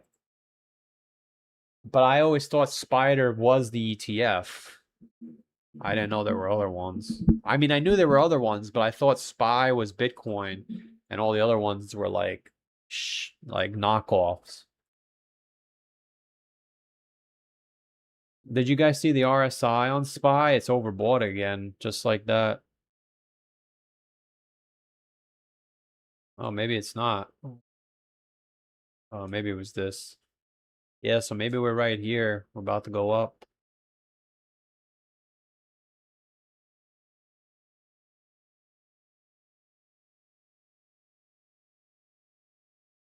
Yeah, I'm not sure what more I can provide for you guys.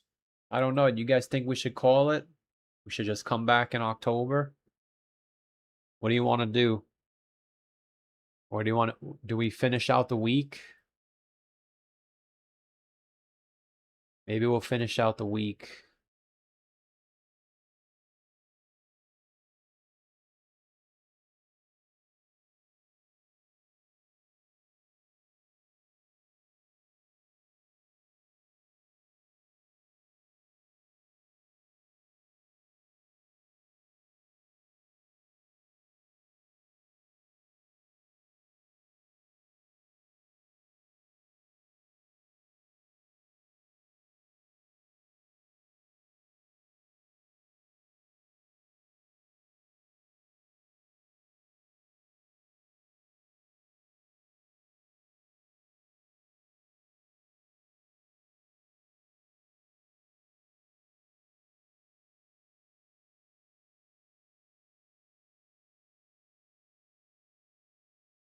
Is there anything else to look at? I'm not sure.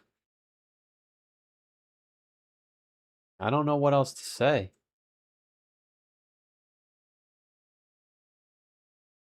We're either gonna get it or we're not. There's nothing left to say. Those are my stock buys, Disney and SpaceX.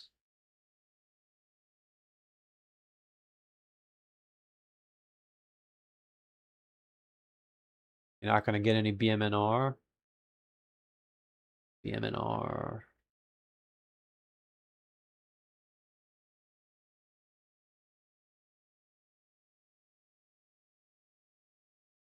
Nah, this has to be it. This literally has to be it, man. We're not overbought yet, but we're almost overbought. By Friday, we're gonna be overbought. So I think starting Friday, we're looking for a top. That's what I think. We should hit overbought by Friday. I think Friday would be the equivalent of this. So there may be one more push left.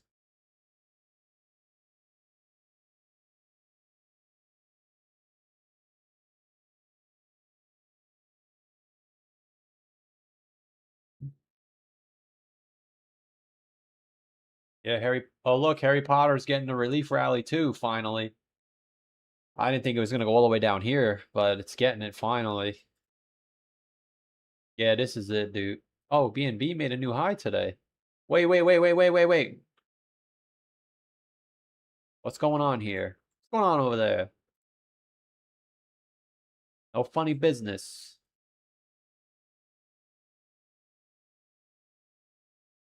What are we doing? Bullish? Altcoin? Did Luna Classic hold the... Oh, my head is so warm. I think I got sunburned. That sucks. Yeah, Luna Classic is holding the line here. We might be bullish. What about total 2? Wait, isn't this bearish? This is the Ben Cohen chart, right? What was it? Total 3 divided by BTC?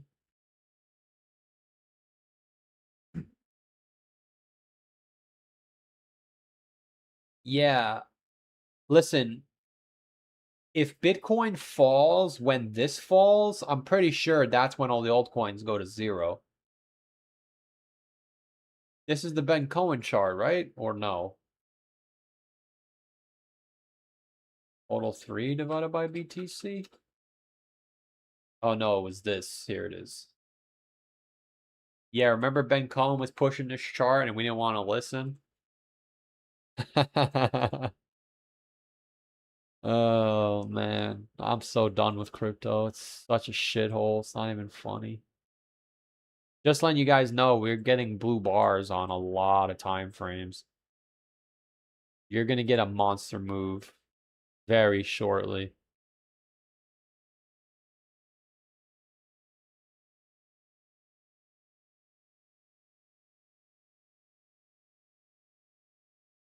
Look at that. Look at that shit. You're gonna get a monster move. Monster move. Oh man. Oh baby. Baby. Sweet baby. I don't know if I'm ready. Are you ready? What is Chris's line? Get ready? Yeah, get ready, man. We're either going straight up or straight down. This doesn't look like you're going far, but this was a big pump. 17%.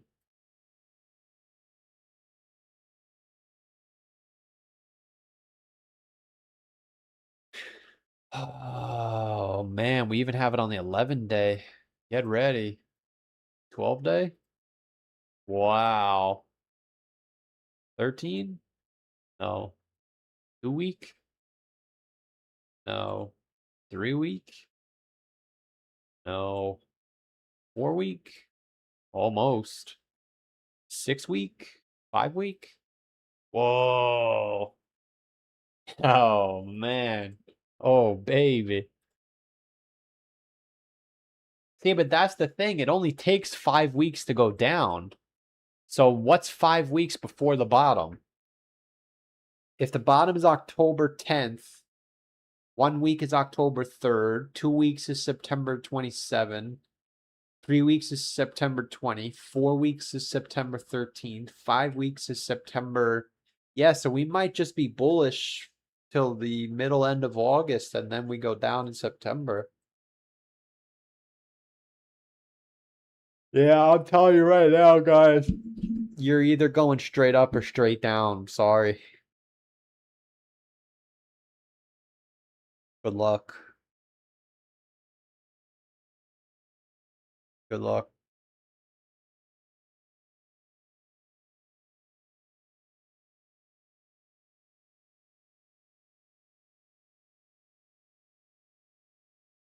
Straight up, straight down.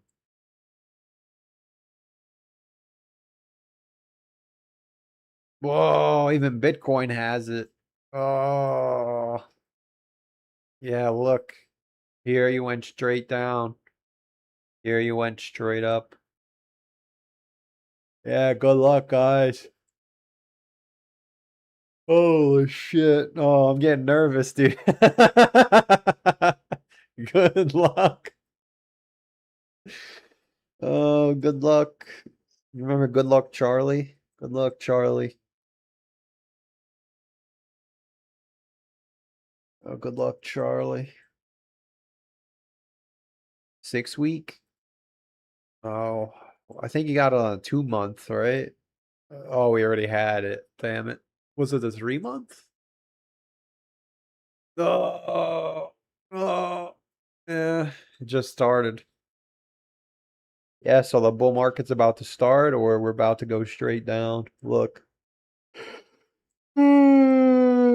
Good luck to you all, man. This is gonna be life-changing. Oh man, 4 month PBWP. Good luck, man.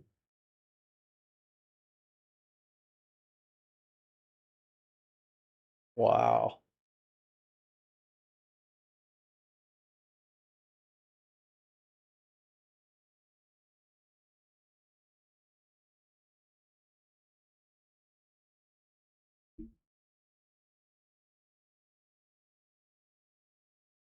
Each of those blue bars had much higher to go after. Come on now. Yeah, so JSAC, forgive me. You know what? I'm not going to take the rage bait. I'm not going to take the rage bait. So, in case you don't know, the BBWP just simply means price compression. It doesn't tell you which way you're going to go. Now, it is worth noting that in the past, we have gone up because we've never seen the price this compressed in a bear market. The last time we saw it was in 2014, which is why if you took your earplugs out and you turned on the volume of the stream, I said we're either going straight up or straight down. There's no in the middle. But because you're a moon boy, you only hear bullish propaganda. You thought I said we're only going down. But the BBWP doesn't have direction. It only has energy. So I'm saying that you have the energy to go straight up or straight down. I never said we're going to zero. But because you have a bullish bias towards me and you think I'm out to get you, you tried to rage bait me, but it didn't work. On this time frame, the last two times we were bullish, but I'm saying you're either going to go straight up or straight down because we have not seen this much compression since the other two bull markets were starting, as you can see here and here. But I appreciate you making me explain it, because if you didn't understand, that's a good thing. I need to explain it, because if you didn't understand, maybe other people didn't understand. But these BBWP bars let you know that a very large move is about to start. You can see this one was bearish. This one was bearish, this one was bullish, this one was bullish, this one was bearish. We've just never seen this much compression before, because in 3-month time frames, only twice did we get it in 14 years, and both times it was bullish. But you don't look at the BBWP to say if it's bullish or bearish. So you have to decide, is it bullish or is it bearish?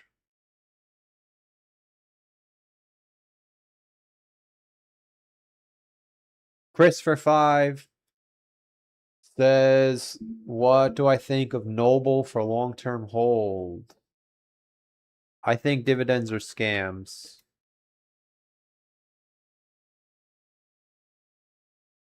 Yeah, this thing sucks. 2% dividend and it underperforms. I would say rubbish. Don't buy this, not financial advice. It pays a 2% dividend and it's up 45% from the last bear market.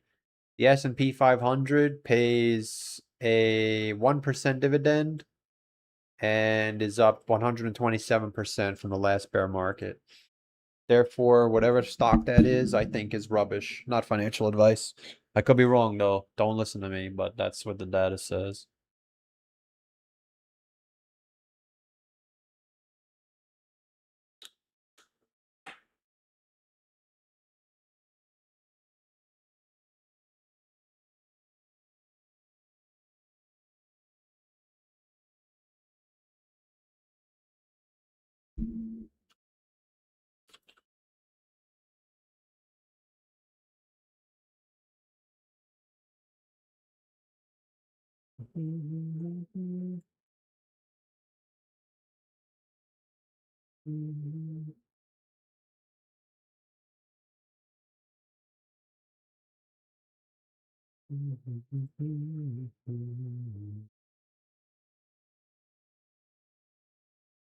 TA on Baby Troll, 0.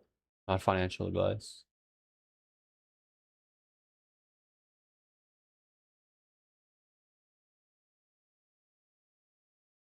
For those of you watching without listening, or the other way around, I did run a poll. Get your votes in. Do you think the bottom is in or not? Be honest. Don't listen to the chat. Don't listen to me. What do you think? Do you think we're bottoming out, or do you think we're going up? Let's take a look at some seasonals. We'll be right back after this quick commercial break. I'm not running a commercial. Oh, this is interesting. Hold on a second. In 2025, we went up and then down. In 2024, we had already gone down. We went up and then back down. 2021, we went up and then down. 2022, we went down. 2023, we went down. When did we go down in 2023? August 13th? I thought we went down on the first week of August in 2023. Oh, no, it was the middle of August.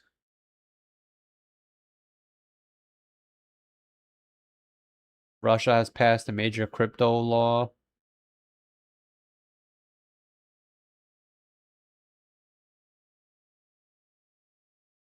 You need to look at stock dividends. They're prayer stocks that pay David weekly, every 2 weeks. You buy pre-dividend date, then sell.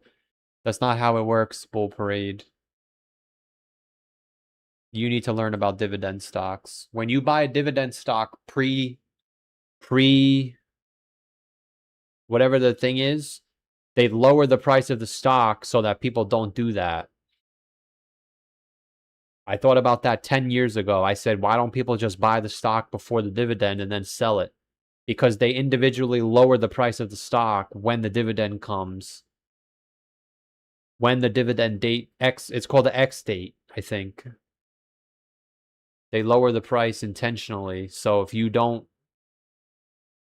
sell, you lose the dividend. But if you don't sell, you keep the dividend, but the price goes down. Thanks for playing, Bull Parade. Dividends are not for me. Come on, only 33 votes in the stream. Get those votes up. Get those votes in.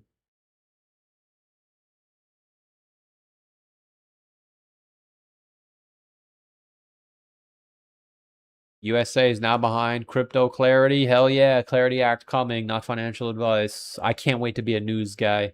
You guys are going to eat that shit up. If Trump says the war is over, we can go up. If Trump says the war is not over, we can go down. Let me know in the comments what you think. See, that's what I need to do. I need to remove my personality from the content and just be a content creator. I think it's time. I think this bull run, I'm going to give it a try. I'm going to give it a try. Because if I really want to be a big YouTuber, I have to remove the personal connection between my viewers and the content. It's the only way. It has to be done. So I'm thinking, I don't know. What do we think? Let me know in the comments below if you think Trump can pump the market. Yes, that's what I gotta say. Only 38% of the chat, man. Wow. Why is nobody voting? Dividend Dimmadome. Chocolate Salty Balls is this guy's name.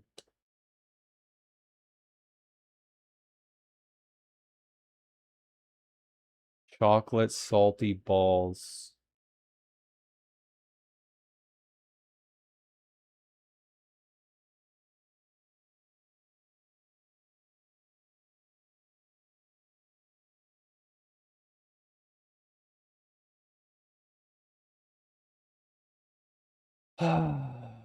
This is it, guys. This is it. This is it. So tomorrow is Thursday. Oh no, we get a 3-day candle on. We get a 5-day candle on Saturday, not Friday. So the top should be Saturday or next week. That's what I'm thinking. I think the top is either Saturday or next week. Yeah. All right, this is it, guys. I don't really have much more to share. I think we've gone over everything. What about our heat map? Oh, we're back to blue. Yeah, we're back to blue.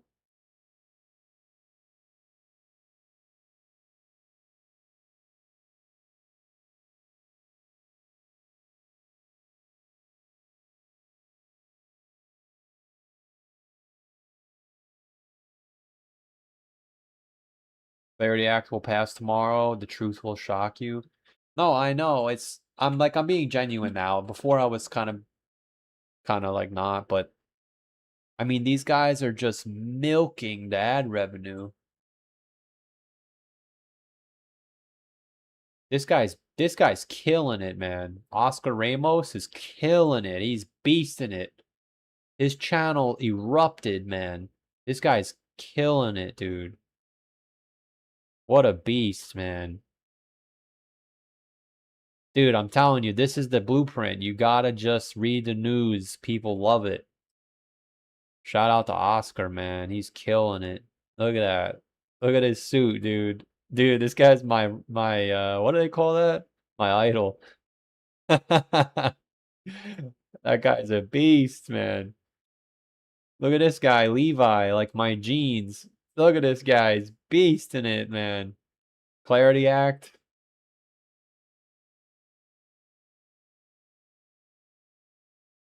Oh, this guy's an XRP channel. Oh no, it says right here, Clarity Act. Oh look, he posted 2 days in a row. Clarity Act, Clarity Act. Yeah, these guys are killing the game, man. Killing the game.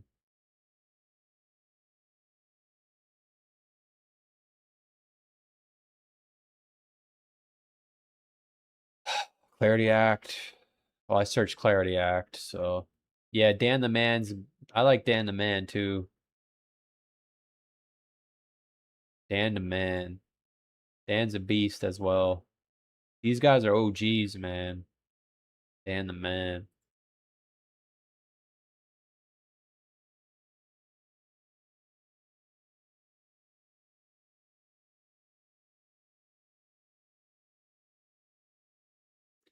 This was BitBoy's old channel, right?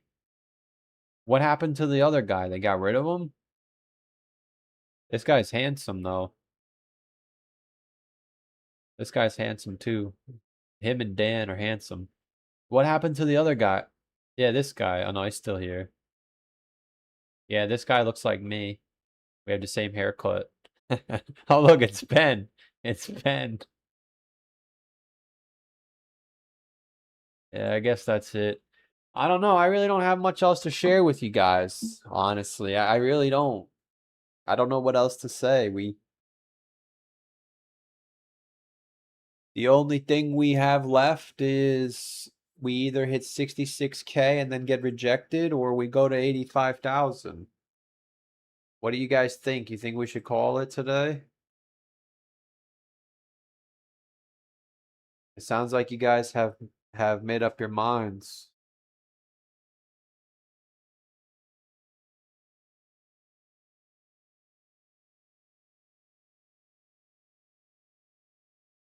What are we thinking, guys? Today the last day? I don't know. What do we think? You guys want to just wish each other the best and that's it?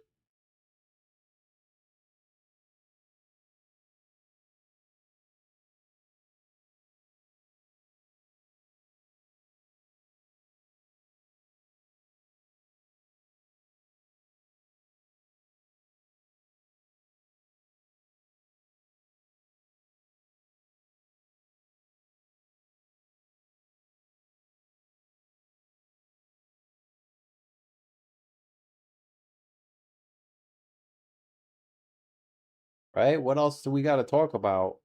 We're either going to go up to 67 and then come down, or we're not coming down and everybody else was right and we're going to the moon. Not that I don't want to be here, I just need to prepare. What do you guys think? Retail move to stocks? Yeah, but didn't you guys tell me that in January? Didn't you guys say that retail's moving to gold, and then when gold sells off, crypto's gonna go up, and then everything took a shit? I don't know if I'm telling you, there's a lot of propaganda out there. A lot of propaganda, man. A lot of propaganda. Didn't you guys say everybody's selling their crypto for gold?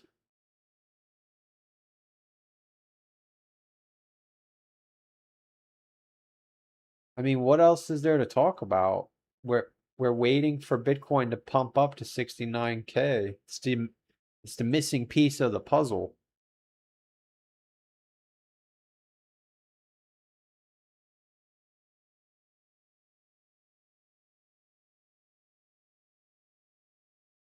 This guy said, "How's the car?" How's the car? Oh, that's a good one, mate. That's a good one, mate. We can't engage in car talk. Those days are over. Crypto just too bullish, even in a bear market.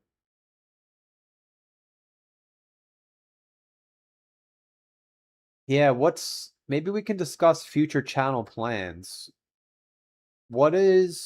Where do these people get their news from? Twitter?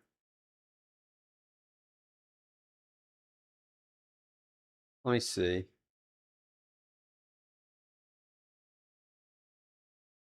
Where do these guys get their news from?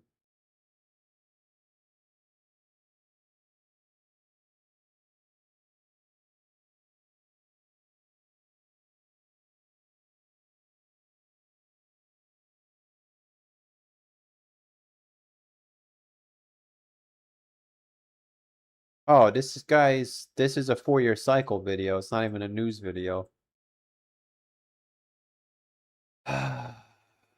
We need a news channel.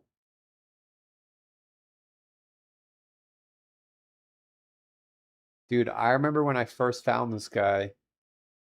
This guy convinced me to buy Cosmos. And oh my God, I forgot to show you Cosmos. Yeah. It just made another low again. Holy shit. This guy convinced me to buy Cosmos, man. I was so disappointed. He called it the blockchain interoperability. I said, whoa, blockchain interoperability. That means that means other blockchains can connect to Cosmos. I gotta get in. Yeah, I think it's time. I think it's time soon. I'm thinking right now my brainstorm is I already have a table. My table is like this. It's like one of these. So I would have to set it up to where I'm I'm sitting here, but the camera makes it look like I'm sitting further away. So I can I have the green screen, and then I can make it so it looks like there's a desk here, but it would be fake. It would be obviously edited into the video. That's what a green screen is for. I guess I'd have to buy another light because the light that I have isn't bright enough to make the green screen work. And I guess I would read you the news, but I'd have to go on X. I really don't like going on X. It's such a shitty platform.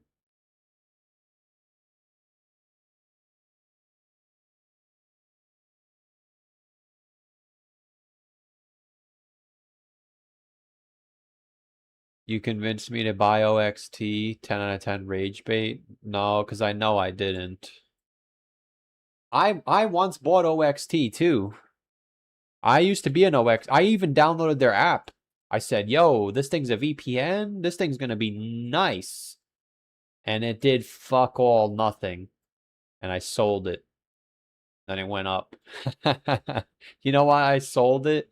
No, I sold it here somewhere. I sold it because my coins, yeah, I don't even want to talk about the 2021 bull market. It makes me sick. 2024, I actually had the money. I just lost it. I remember, you want to hear my sob story? Dude, this is where my demise began.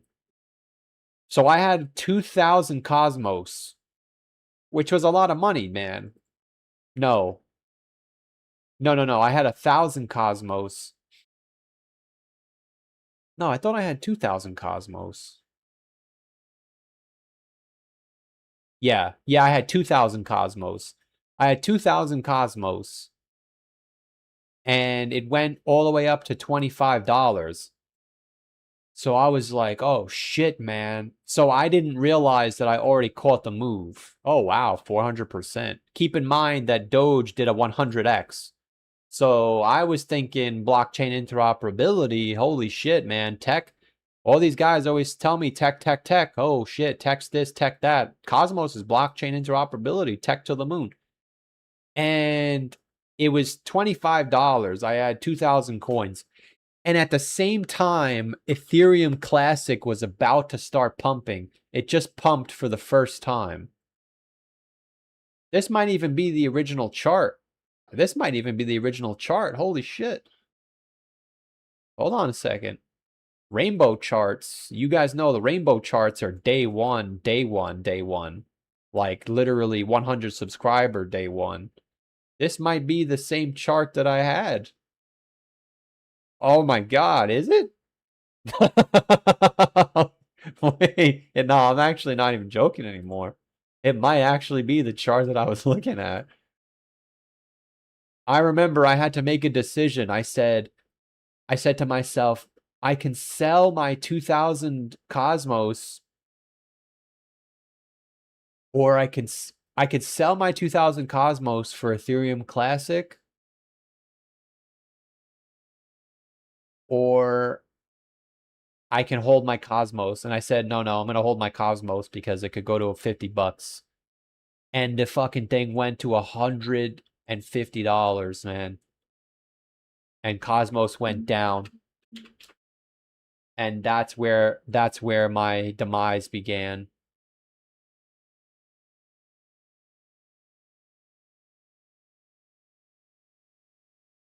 Right? Ethereum Classic and Cosmos were both $25 to $30. And I kept my Ethereum Classic. Sorry, I kept my Cosmos. Ethereum Classic went up, and then Cosmos went down, and then that was it. So I'm never doing crypto again. Never.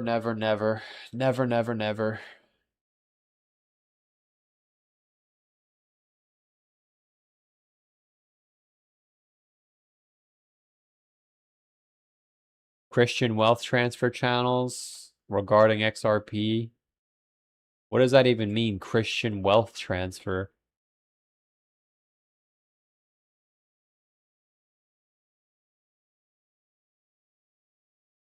My grandma can drink 1,000 Cosmos. I guess that's a drink, yeah. But that's okay. That was 2 market cycles ago. But that's all right. I'm hoping to make the jump to the stock world. Probably not going to happen though, because stocks only go up.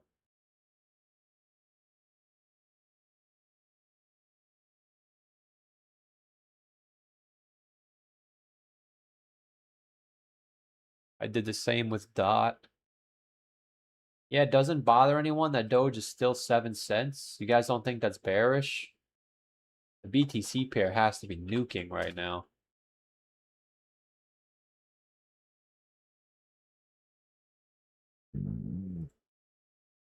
Yeah. Oh, look, it's almost down here.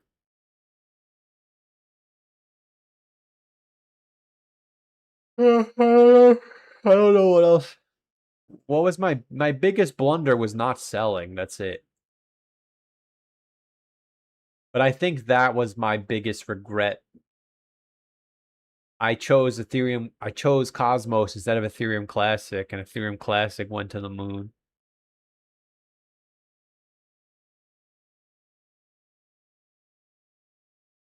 But I guess if you play the can I go back in time, I would just buy Bitcoin.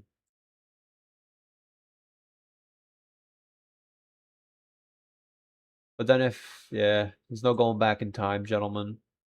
What are you going to do this time? What are you going to do this time? That is the question you must ask yourself. But I like revisiting the past because it makes me remember what was happening. And I remember back here, I said to myself, the top is not in yet. It's a 4-year cycle. And then it was a 4-year cycle. But then when we got here, we didn't want it to be over. So we found every reason for it to be different this time. That's where we are now. People are finding every reason for it not to be different this time. But why did we top here? There's no explanation for why we topped here other than a 4-year cycle. This wasn't the bottom. This wasn't the top either. It's the same thing. Q1 of the post-halving year, Q1 of the post-halving year. Post-halving top, post-halving top. And what's really interesting is it doesn't look like it on 2017's chart.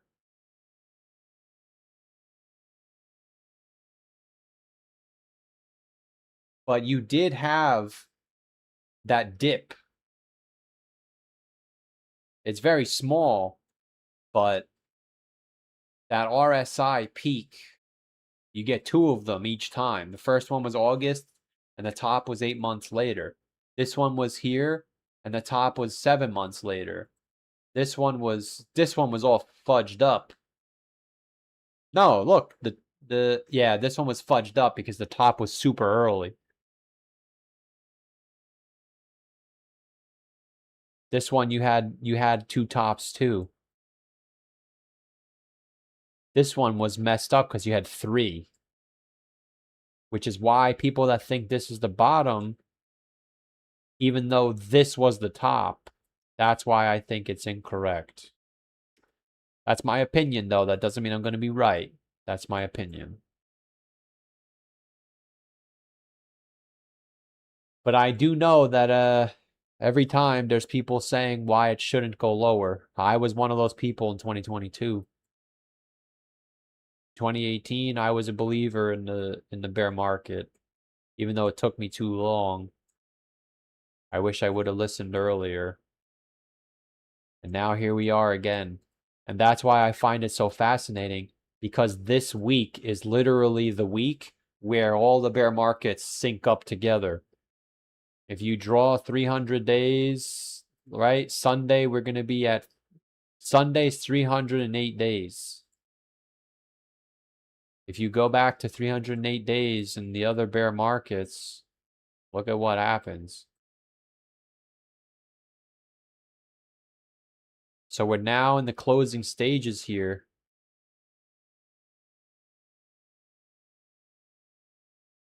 Because if you measure from 308 to the low, 56 days, 70 days. 70 days from next week will be October 19th. And then you have the first market cycle as well. Can't skip this one. 308 was here. And this one was 105. So the bottom could be in November, technically. But we don't have consistent information. It went from 105 to 56 to 70. So I don't know. Could be 56, could be 70, could be 105. I guess the right thing to do would be take the average.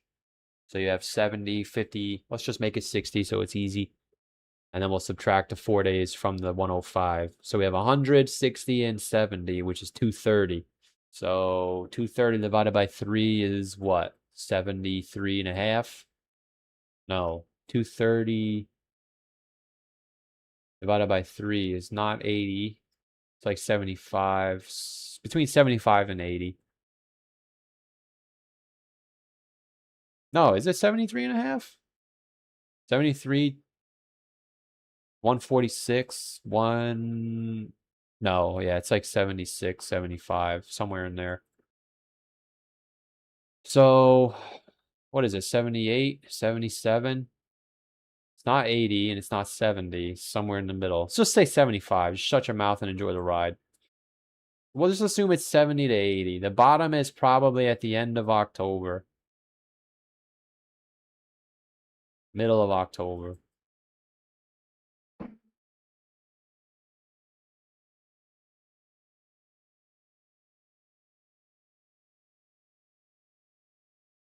Clarity Act sets out a law of how crypto should work.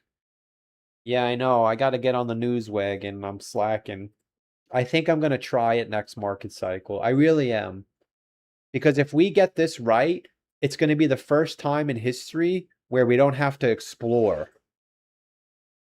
When I was down here all alone, I had to explore. When we were down here, we had to explore. If we get this right, we don't have to explore. We finally understand what's happening. So I can tell you guys about the Clarity Act and the rate hikes and inflation and Trump and Biden and Harris and a bunch of nonsense.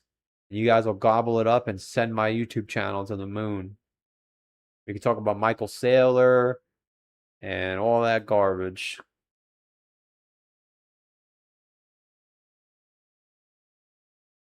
Monthly stochastic is bearish. I thought it already was bearish.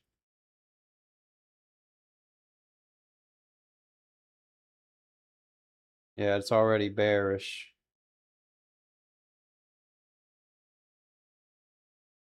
Oh, the 2 months about to cross. Bottom might be in, chat. You better get in while supplies last. It might be. Can't deny it. 3 month is still falling.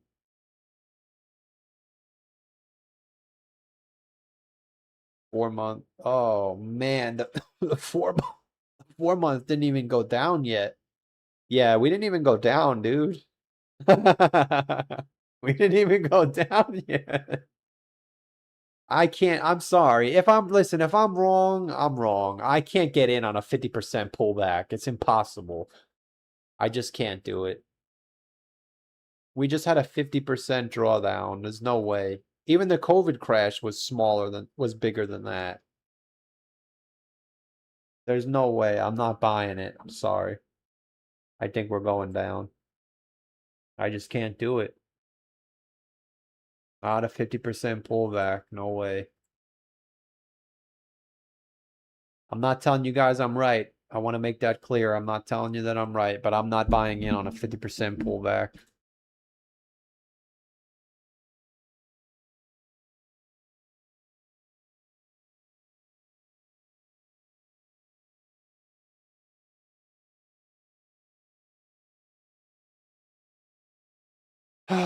You can invite Michael Saylor to the channel. Reverse color RSI is close to bottoming too. We're definitely close to the bottom. I think the bottom's in 2 months. I can't say the bottom is in with a 50% pullback. We can look at all these different charts. When it comes down to it, Bitcoin pulled back by 53%. I can't do it. 53%.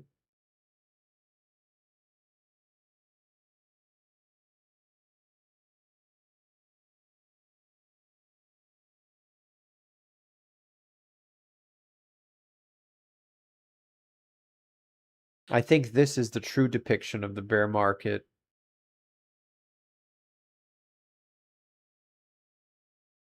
Even though this is a rubbish chart.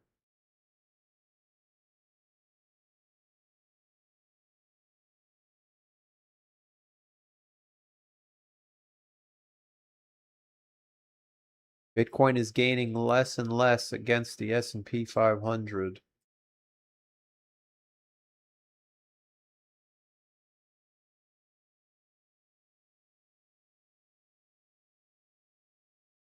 $83.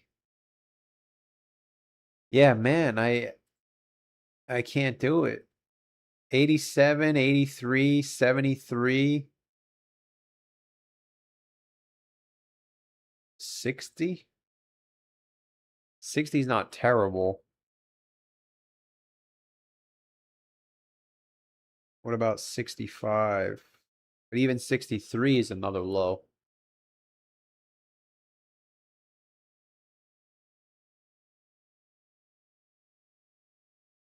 which is technically possible because if Bitcoin falls by 30% and the S&P falls by 20%, now you're only going down 10%, which is bam, right there.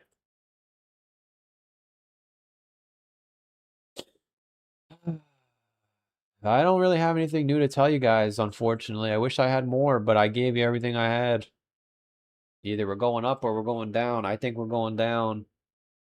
I think once Saturday passes, I go back into my bear hole and I stop saying rally. Every time the stock RSI has gone overbought and we don't go up, it's bearish.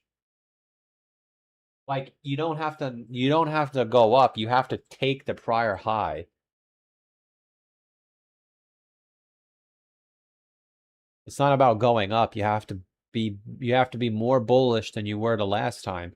And the fact that Ethereum is still stalling as the stock RSI is already up here, it looks like March and April. And the fact that Ethereum's weekly, I don't know if everybody saw this. The weekly stock RSI for Ethereum is overbought, gentlemen, and the two ladies. When I say you got to go now, you got to go now. Because if you don't, you got here, here, here, and here. This is disgusting. 30%. If we go down 30%, it's night-night. These are the times we were bullish in the same environment. Here and here.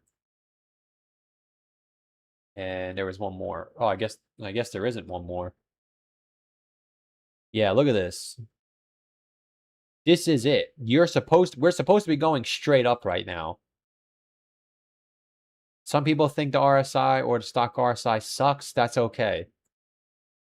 When you're actually bullish and it's overbought, you go up.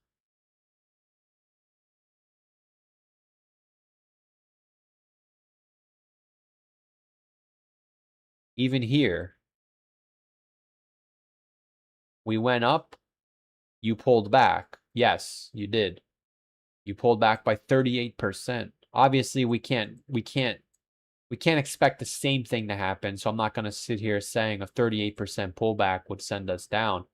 But if we go down like this,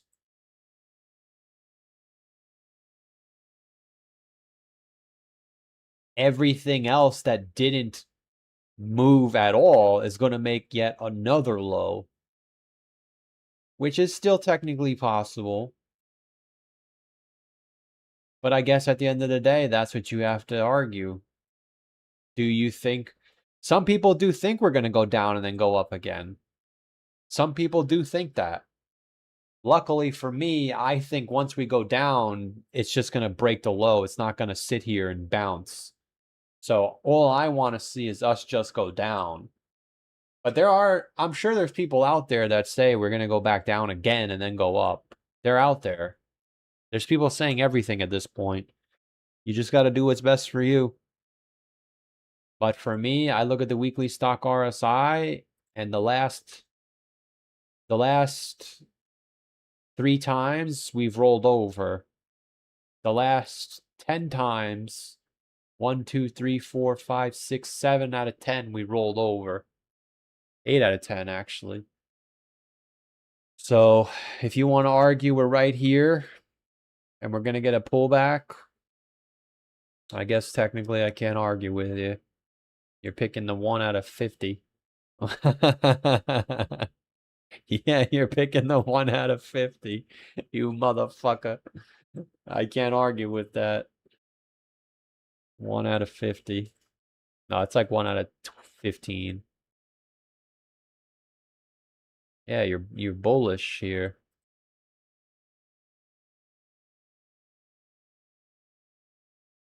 I don't know. I don't really have much else to tell you guys. What do you think? Luke Strat for 5 says bear bunker time. Bear bunker time. You think so? I appreciate the sub. Fear and greed is to 5. No, the fear and greed is bullish right now.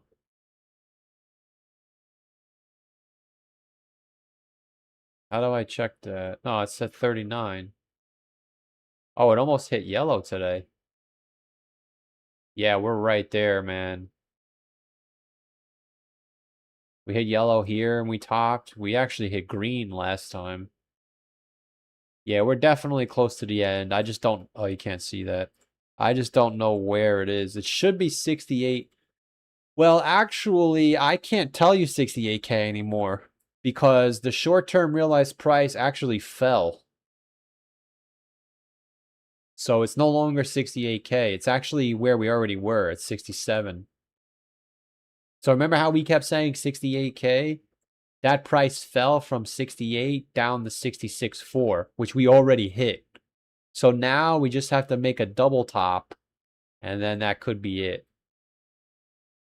But we do have 3 bullish days in a row, so gotta respect the bullish propaganda.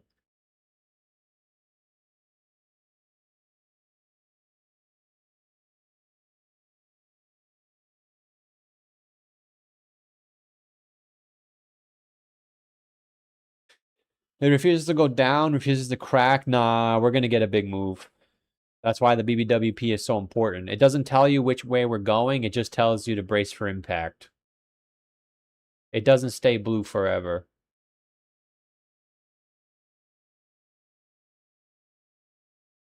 We're gonna get something very, very soon. It does kind of look like this, but it also looks like this. I can't tell. I don't know.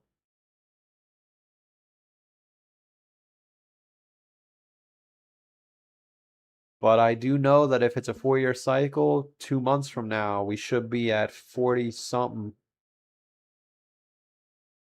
So that's what I'm looking for. I'm looking for 42 to 40,000. 42 to 40,000.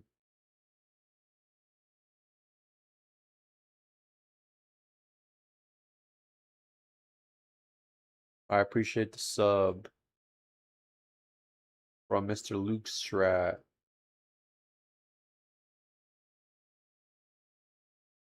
Man, the summer's already halfway over. I can't believe how fast time is going. Really scary. Yeah, if this all plays out, I think I'm gonna buy a laptop and I'm gonna make videos on the road, go on a road trip. That's what I think I'm gonna do. Yeah, I've been thinking about it lately. I don't think I want to spend $50,000 on a car. I think that's kind of stupid. Well, I guess if you have the money, but I wouldn't have the money. I would need $500,000 to buy a $50,000 car. Maybe I'll just go on a road trip, make videos on the laptop. Good afternoon to the viewers around the globe. I'm coming to you live from the Grand Canyon. Today we're going to be talking about the Clarity Act and why your market is driven by rate hikes and inflation. If the CPI comes in good, we're going to go up. If the CPI comes in bad, we're going to go down. Thank you for tuning in.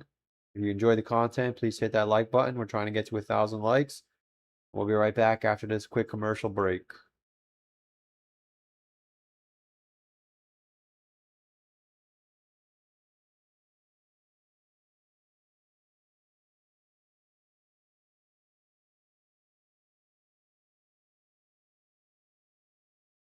Come to Florida. Where are you living in Florida? Are you moving to Miami with Amanda? Amanda's gonna start going to the club in Miami. Oh no. Could you imagine Mr. Meowsis comes home to Tyrone and Amanda? Dude, if Amanda does that, I'm gonna come find her. She better not try that shit.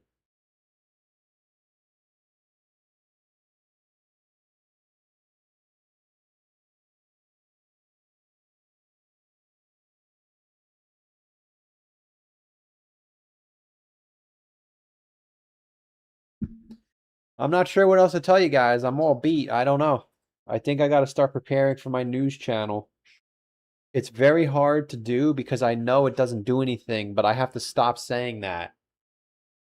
I just have to be one with the herd. Stop saying herd.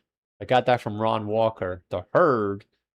When the herd and the Moon Boys, that's how he says it. When the herd and the Moon Boys were saying we're going to go to 200,000, I called the very day of the top. The herd. You guys, let's watch Uncle Ron. Let me watch Uncle Ron video. Oh, I'm losing viewers now, 77. Yeah, I think tomorrow is my last stream, man. I think tomorrow's the last day. I got nothing for you guys.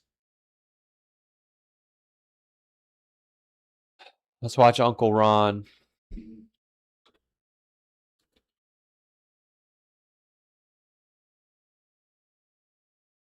I love me some Uncle Ron.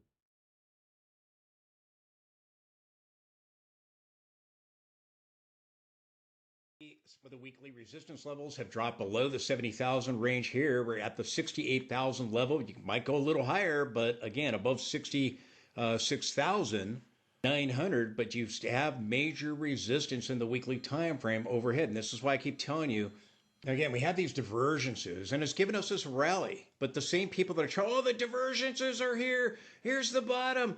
These are the same people that ignored the bearish divergences when I called the top. And again, here, bars have been red ever since the week of the top. Several indicators that turned bearish the week of the top or the week after the top and have been bearish ever since. They're not going to turn back to bullish until the bear market ends. How do you know the divergence is done? How do you know we don't get a multiple point divergence? And this divergence is just giving us a counter trend rally. I got to see evidence of a bottom. I see no evidence of a bottom.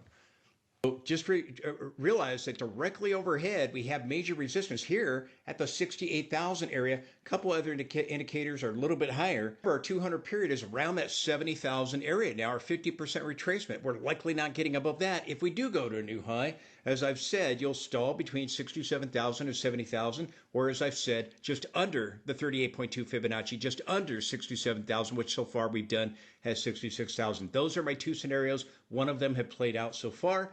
Regardless, we've got to see it flip back to bearish. We got to see a breakdown of what looks to be a possible complex head and shoulders. If we don't see the inverse head and shoulders play out and give us a false breakout. But right here, you've got to take out the support area in order to flip the signal. We'll see if that happens this week. This deal with Trump and Iran could completely fall apart. And again, I'm saying this is their last chance. We'll see if he means it. Iran continues to strike ships, and the U.S. is just on they're standing down, trying to get these negotiations. But even if they get a deal, as I said, it will fall apart immediately. Risen back up to test the 20 period, and the 10 is still below. It's possible we are already in crash wave 3 if wave 2 is done right here. The shorter term price fluctuations are harder to call than the main move. So whenever this is done, if it or line, so it could be that again we are already in crash wave 3, and I think you're going to get a dramatic drop. And again, everybody's saying, oh no, you don't understand geopolitical issues. There's going to be this deal to open up the strait. Yeah, right. I've seen this movie too many times. The same people saying the same stuff. It never happens. It's going to happen this time. And even if they get a deal, and they may, Trump's saying we may get a deal today or tomorrow. The Treasury Secretary said we can get a deal, open the strait. Yesterday on CNBC, he said it Tuesday or Wednesday, which is today. Well, so far we don't have it. I like when he says Moon Boys. Yesterday, you see it today or tomorrow. And if they get a deal, fall apart and Iran will violate it. How's that MOU working out? How's that ceasefire deal working out? How's the first ceasefire deal working out? Second ceasefire. Oh, we don't have those deals anymore because Iran violated them. We don't have the MOU because Iran violated it. Those can fall apart. I think it will, but even if they announce a deal, the days following, Iran's going to violate it, and eventually Trump's going to say enough's enough, back to combat operations. He's saying this is their last chance. We'll see if he means it this time. He's got to say Moon Iran Boys. is attack strategy, and their strategy is just delay. Agreeing to negotiate right now, trying to crash 39%, nearly 39%. And then we had this rally, which I predicted these rallies. Following along, you know that. Over here, 80,000, told you before, we were going to rally. Over here, 60,000, told you oil elections. Iran and deal, open this forward with I can't click off until I hear him say Moon Boys. Trump's massive No, there's the bottom's in now. You don't know what you're talking about. We're not. Conductors have not. Nvidia has not. We're seeing the leadership still struggle. So this wave three is about to happen. People are still, just like back over here when I called the top, people were in denial, and I was right. And then they told me, no, there's the bottom's in now. You don't know what you're talking about. We're not going to go lower, and you likely have the bear market rally right. They get wrecked. People don't want to hear it. Nonsense right here. After I called the first peak, I going to be much worse. I'm the only one calling for this. I don't know anybody else that's calling for this drop of 80 to 90%, which I've been calling for. I called for predicted the crash of 50 to 52% to kick off the bear market. Oh, gee, what happened? Oh, I was right.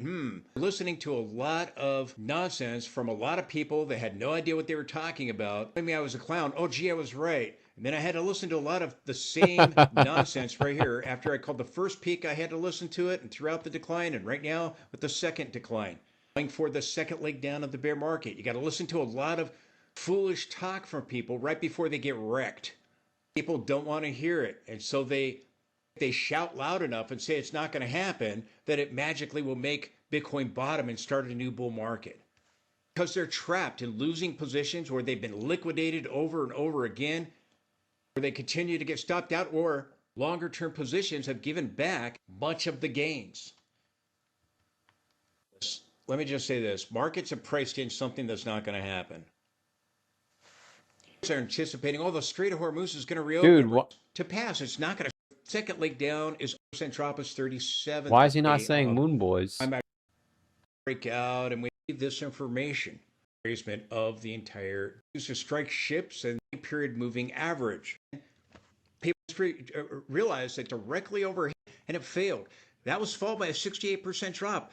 But again, people telling us, oh no, we're right here. We're right here. We've seen this sell-off, and we bottomed. Well, this was a 68% drop. This was a 30% drop. Okay, you're not even close. If you drop 68% from the May high, you're dropping back down to 25 or 26,000. This is not going to end until bars turn back to blue and get back above the 20-period moving average. The 20-period bottoms out and begins to turn back up. It's still dropping, okay? And the rally will likely stall under the 20-period moving average. Arrows at a recent pierce, and they're bouncing, but broke down, and we tested that level. Man, I can't leave until he says Moon Boys.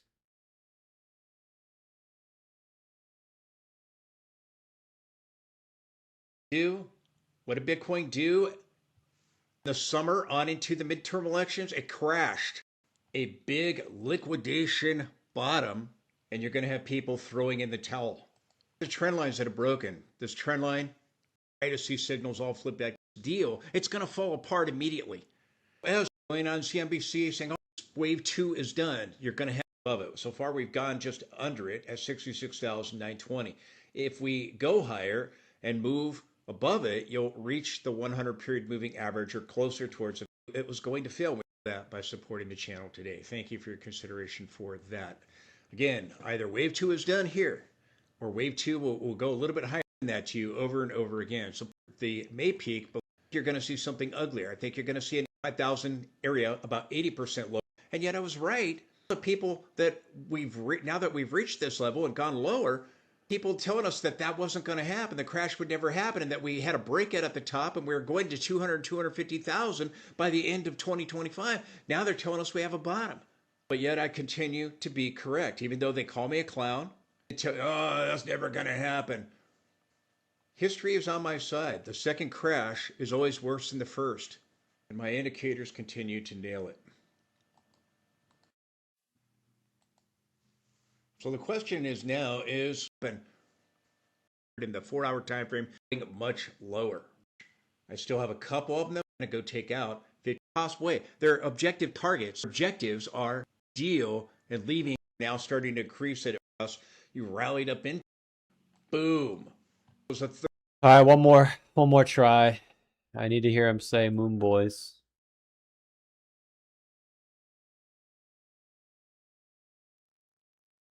Again, we've seen all this before. Iran going to get a bounce. We're here, head formation here. Most people don't want to understand the nature of movement. They want excitement. They want instant gratification. So they force trades and try to create conditions a bounce. Nothing goes straight down. What I can tell you with great certainty is the odds greatly favor we are not going to get back above and some change the upper boundary. People that told us that the crash was never going to happen. Back when I called the top, the day of the top, and predicted that Bitcoin would crash down to 60 to 63,000 minimum objective target, actually tagged the 2 and 300 week moving average. These are the people that laughed about that. Why is he not saying Moon Boys? Me for saying that and scoffed at that possibility, but they ignored. That's a bullish diversion. Said they ignored the bearish divergences that had formed at the top, the multiple point bearish divergences. Was slammed into major resistance. I talked about all of that at the top. 4-year cycle. No, we have the new super cycle. And as what I could tell you is Bitcoin has begun the next leg down of the bear market, and it's going to be worse than this. That means it's going to be at least a drop of greater than 52%, which is what this was. It means that Bitcoin is at least going down to the 38, 39,000 area, at least. I think we have a wave 2. Just as we had the 5-leg push lower, the 1, the 2, the final exit point was the 2, the 3, the 4 was the miniature. I want to buy the dip that ends the dipping, but again, you have some of them are saying, oh, maybe we drop to 40,000, 45,000, the mid 40,000 level or something. But what Bitcoin's done in history, the second leg down of the bear market has been worse than the first, which means we're at least dropping to 38,000 or so. 70% drop from the top is 37,000. Guess is it's going to be greater than that. Again, I think you're going to drop in all likelihood towards my target level between 12,000, a 90% drop, and an 80% drop at 25,000. That's ridiculous. Oh, that's what Bitcoin's done in the past. Don't argue with me, argue with Bitcoin. That's what Bitcoin's done in the past. I'm just looking at history. Why I was able to correctly predict the crash right here, the crash to kick off the bear market, is because I objectively looked at what Bitcoin has done at every single bear market. I was correct because I objectively looked at that, buying into the hype and the hopium. Those of us that are paying attention are going to get an opportunity to buy Bitcoin on sale at a discount rate. I want to be carefully. When HODL works is scaling, buying the dip at key, some big move up point. As I've said, because they can't find opportunity, but because when all right, if I don't find Moon Boy in this channel on this video, I'm just gonna stop. A position, seeing a bottom, others back much of their gains and get out. Famous influencer recently sold after this 50% drop. 50% drop. Well, it have made more sense to close when there's evidence of a top and get out near the top. People, even people that are public figures, well-known people, buy into all this hype and hopium, and then they spread it, like all the people that followed Michael Saylor and Tom Lee off a cliff. It's all because they ignore managing risk. People are managing ego rather than managing their risk. I was warning that the top was in and we were going to get this crash. People don't want to hear that. Even though I've been correct on the decline, correct on the counter-trend rallies, people don't want to hear the truth. People turn winning trades in the bull market into losses because they refuse to manage risk. Many of them, again, the HODL crowd, all their profits disappear. They vanish. A trader that doesn't have a plan to take profits is like a general that wins the battle but loses the war. You may win the battles here, but buying near the bottom or buying the breakouts or the pullbacks, profits that ensures that you win. I win. This is profits to ensure I win. I win. I win. I win. This is target of 60,000. Have enough sense that when my signals turn back to bullish, I told you we were going to rally back up, and I talked about all of that. Back tested it. We hit 116,000. I told you may not be able to sell your Bitcoin for 116,000 until 2028 or 2029 because we are moving into a bear market, and then the next bull market, it's going to take time to get back up here. Talked about the rejection at the 100-day moving average with the miniature relief rally, and then I talked about the 200 period. And again, I bought back. I had enough sense to buy back. Brilliant, in my opinion. And then buying pullbacks, buying breakouts, making a position, but right now there's plenty more money to be made on the downside.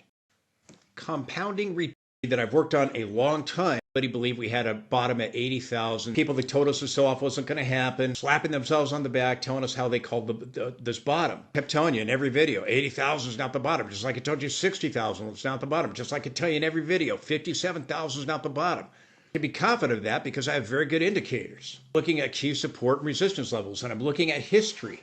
As a trader, you have to say, if I'm right, if you have an entry at the bottom or in a consolidation or the breakout, you have to ask yourself, but history is on my side. The second leg down at the very pays you for closing positions.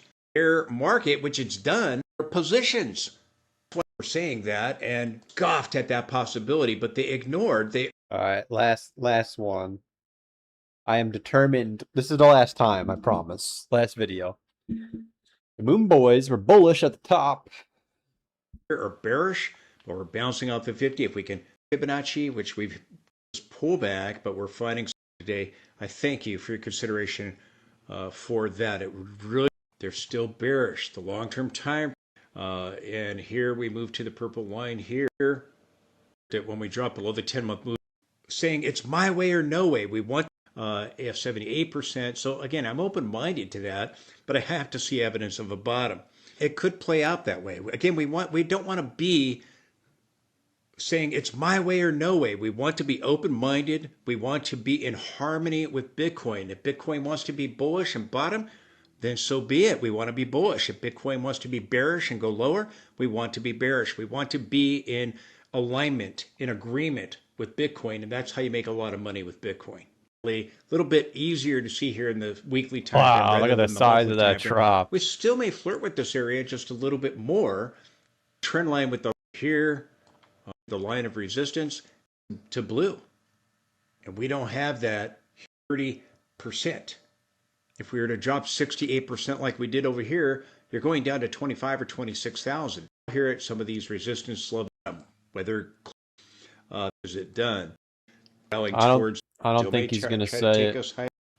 Then we can bottom. With distribution volume we've had with the form of a spinning top looking towards our recent low of 57,000. There's a pullback for, tell you what I think, and I still think it's likely going to be, we're going to try to reach the 67,000 area, our 38.2 Fibonacci. We may see a larger divergence develop on some of these indicators. A very successful Bitcoin trader. Trendline hold these levels. To get above, we average, they're very minded day move, and we into the 200-day and the day. All right, I give up. He didn't say it, but that's Uncle Ron. We've been longtime fans of Uncle Ron. Check out Ron Walker on YouTube for the stock market analysis. Yeah, we're getting something. This BBWP band is going to explode soon.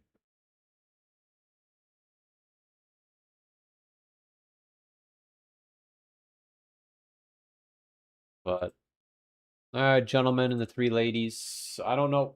What did I just look at? Oh, Coinbase. I don't really have much else to say, yeah? I think we'll see what happens overnight. Maybe we'll get a big rally to 57K. Sorry, 67K. But I'm out of things to tell you, quite honestly. We've kind of gone over everything. The missing piece of the puzzle is the short-term hold to realized price. I think once we hit that, we'll get a lot of answers. But we'll leave it there for today. Did I see your super chat? Oh, yes, I did. You said Big G for 5 says, don't the leverage ETFs decay if you hold them on sideways markets? I appreciate the 5. I think there's a fee that it eats at it or something. But at the end of the day, when has it ever gone sideways? I think over the long run, of course, but over the course of 15 years, it just did a 80, I think it's 800x. So, unfortunately, the S&P doesn't go sideways anymore. It used to back in the day, but we're just in some type of steroid market, which I guess technically that's just how it is. So you're not wrong. I'm sure there is some type of decay, but when do we ever go sideways? We never go sideways. Even though this looks sideways, if you go to that ETF, you still had big swings. Big swings. So I don't overcomplicate it. You could if you want to. I just look at the S&P 500 and I say every time the S&P 500 bottoms, SOXL is a good buy for me. If I bought SOXL at the bottom here and sold it at the top, I had a better return. If I bought it at the bottom here and sold it at the top, I had a better return. I don't expect it to be any different. Especially now that the S&P 500 is a lot of semiconductors. Now that could change, but until it changes, I have no reason to change. But unfortunately, if we don't get the stock market correction, then I can't even buy stocks. I have to buy MSTR like the rest of us. But I'm not giving up hope just yet. I still have hope in the back of my mind that once the Moonboy event passes, the semiconductors will come back into the stratosphere. I think anything below 60 is a steal.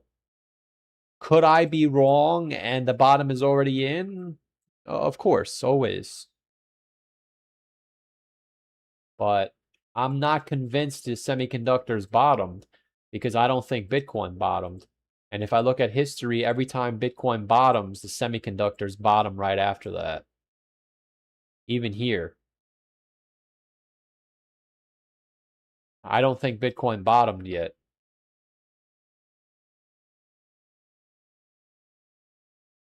There's never been a time where Bitcoin has a bear market and the semiconductors don't bottom right around where Bitcoin bottoms. Now, what could be possible, which is my worst case scenario, is it actually goes up again and then it pulls back. That would be tragic. But I would like to think that history is on our side, so hopefully we're forming the top.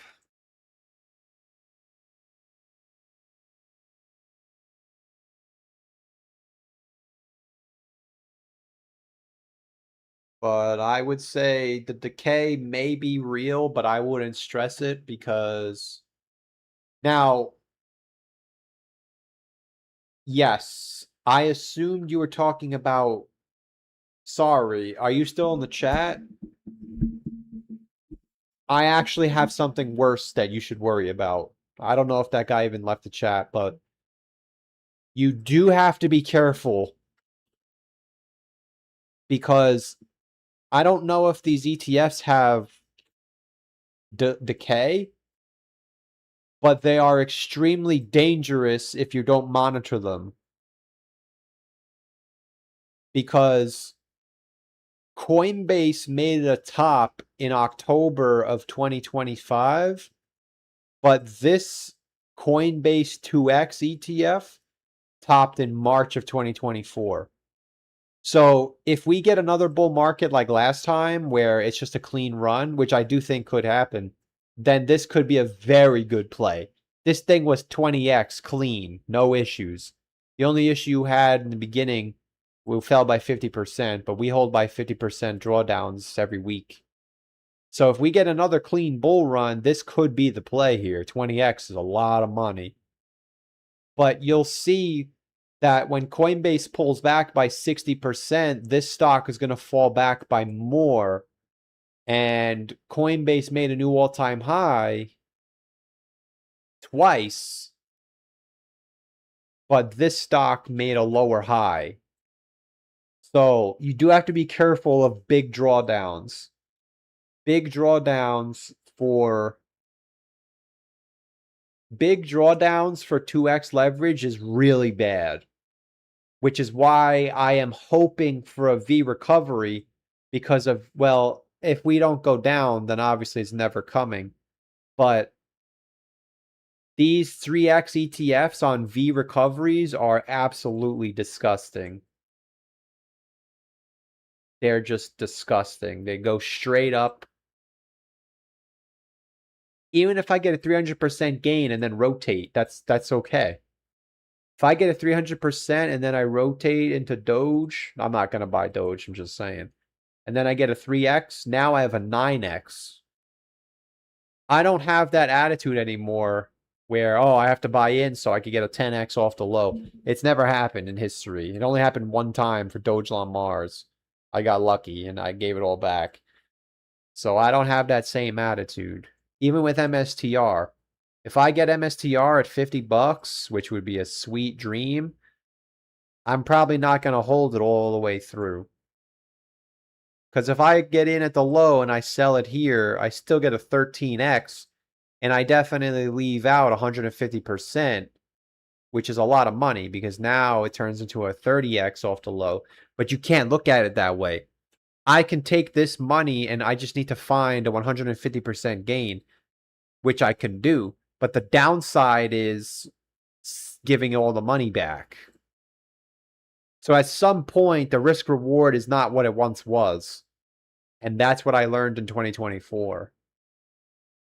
Which is why I say 40K is the bottom. Because if the bottom is 36K or 38K, it's not going to matter to me. I'm already in. Or I already did what I needed to do. I say 40,000 because after 40,000 passes, anything past that is greed. I'm not a successful trader, but I've read in successful trading mindsets. Actually, I read it in a book, I think. It was called The Rule of the Trade or Day. It was a green book. I forget what it was when I first started, but like 10 years ago.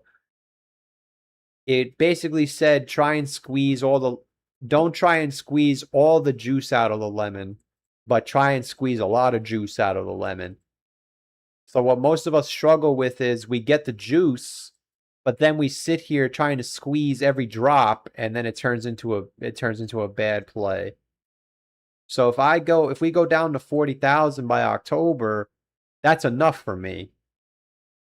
I'm not going to obsess with, maybe it goes to 35. Maybe it does.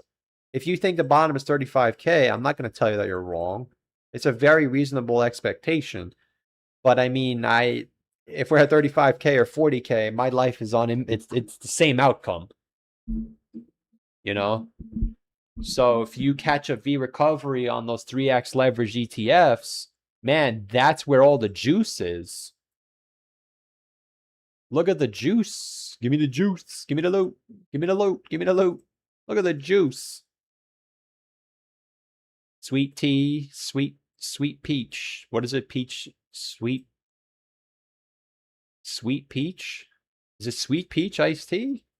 Or is it sweet tea? Whatever. So that's what I think. You definitely gotta look into what you're actually buying. Don't just assume it's going to behave the way the stock behaves, because it's not. For example, the 3x leverage ETF, I didn't realize SOX was even a thing. I just looked at SOX L. I've been following SOX L since 2019, and I didn't even know that SOX was a thing. I really didn't know. Somebody in the chat just told me. But you can see that SOX was making higher highs and higher lows throughout 2019, 2020, and 2022. But SOXL does not have the same chart. So I don't think it's necessarily decay. I think it's the fact that when it goes down, you got to remember that if you go down 40%, something else is going to go down 70%. But now you only have to go up 45% to go back up. But on the way up, you have less money on the 3x ETF because you went down more. So the actual stock itself has to go a little bit higher in order to get the money back, which is why it usually takes a little bit longer for SPXL to make a new all-time high than the actual SPY ETF. But over the long run, it's still a better option for me. SPXL is the 3X SPY ETF. If people don't want to gamble on the semiconductors, like SPY L or SPXL is, I mean, this shit is decent, man. It's decent. It's a 6X pretty much every market cycle. Look at this.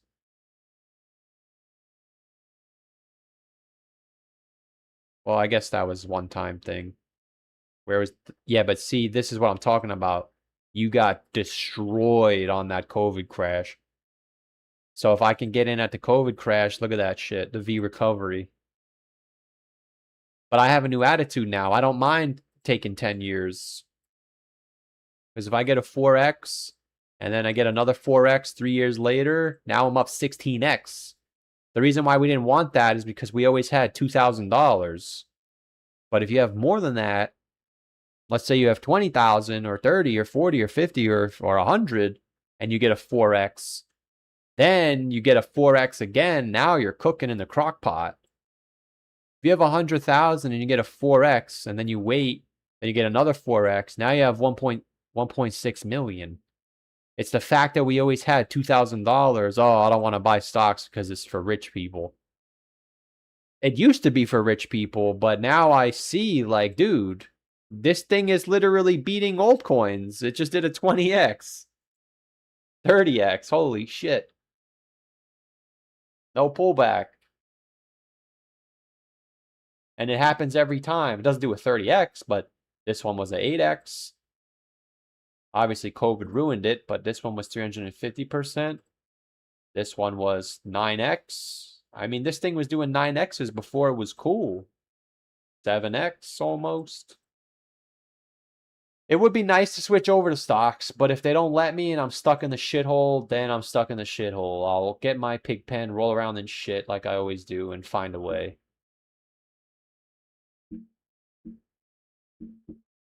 But as always, I appreciate the support. We shall return tomorrow. Hopefully we get this over with quick. But we shall return tomorrow. Appreciate all the super chats and support. As always, stay safe. None of this is financial advice. Take care. See you soon. And see you soon.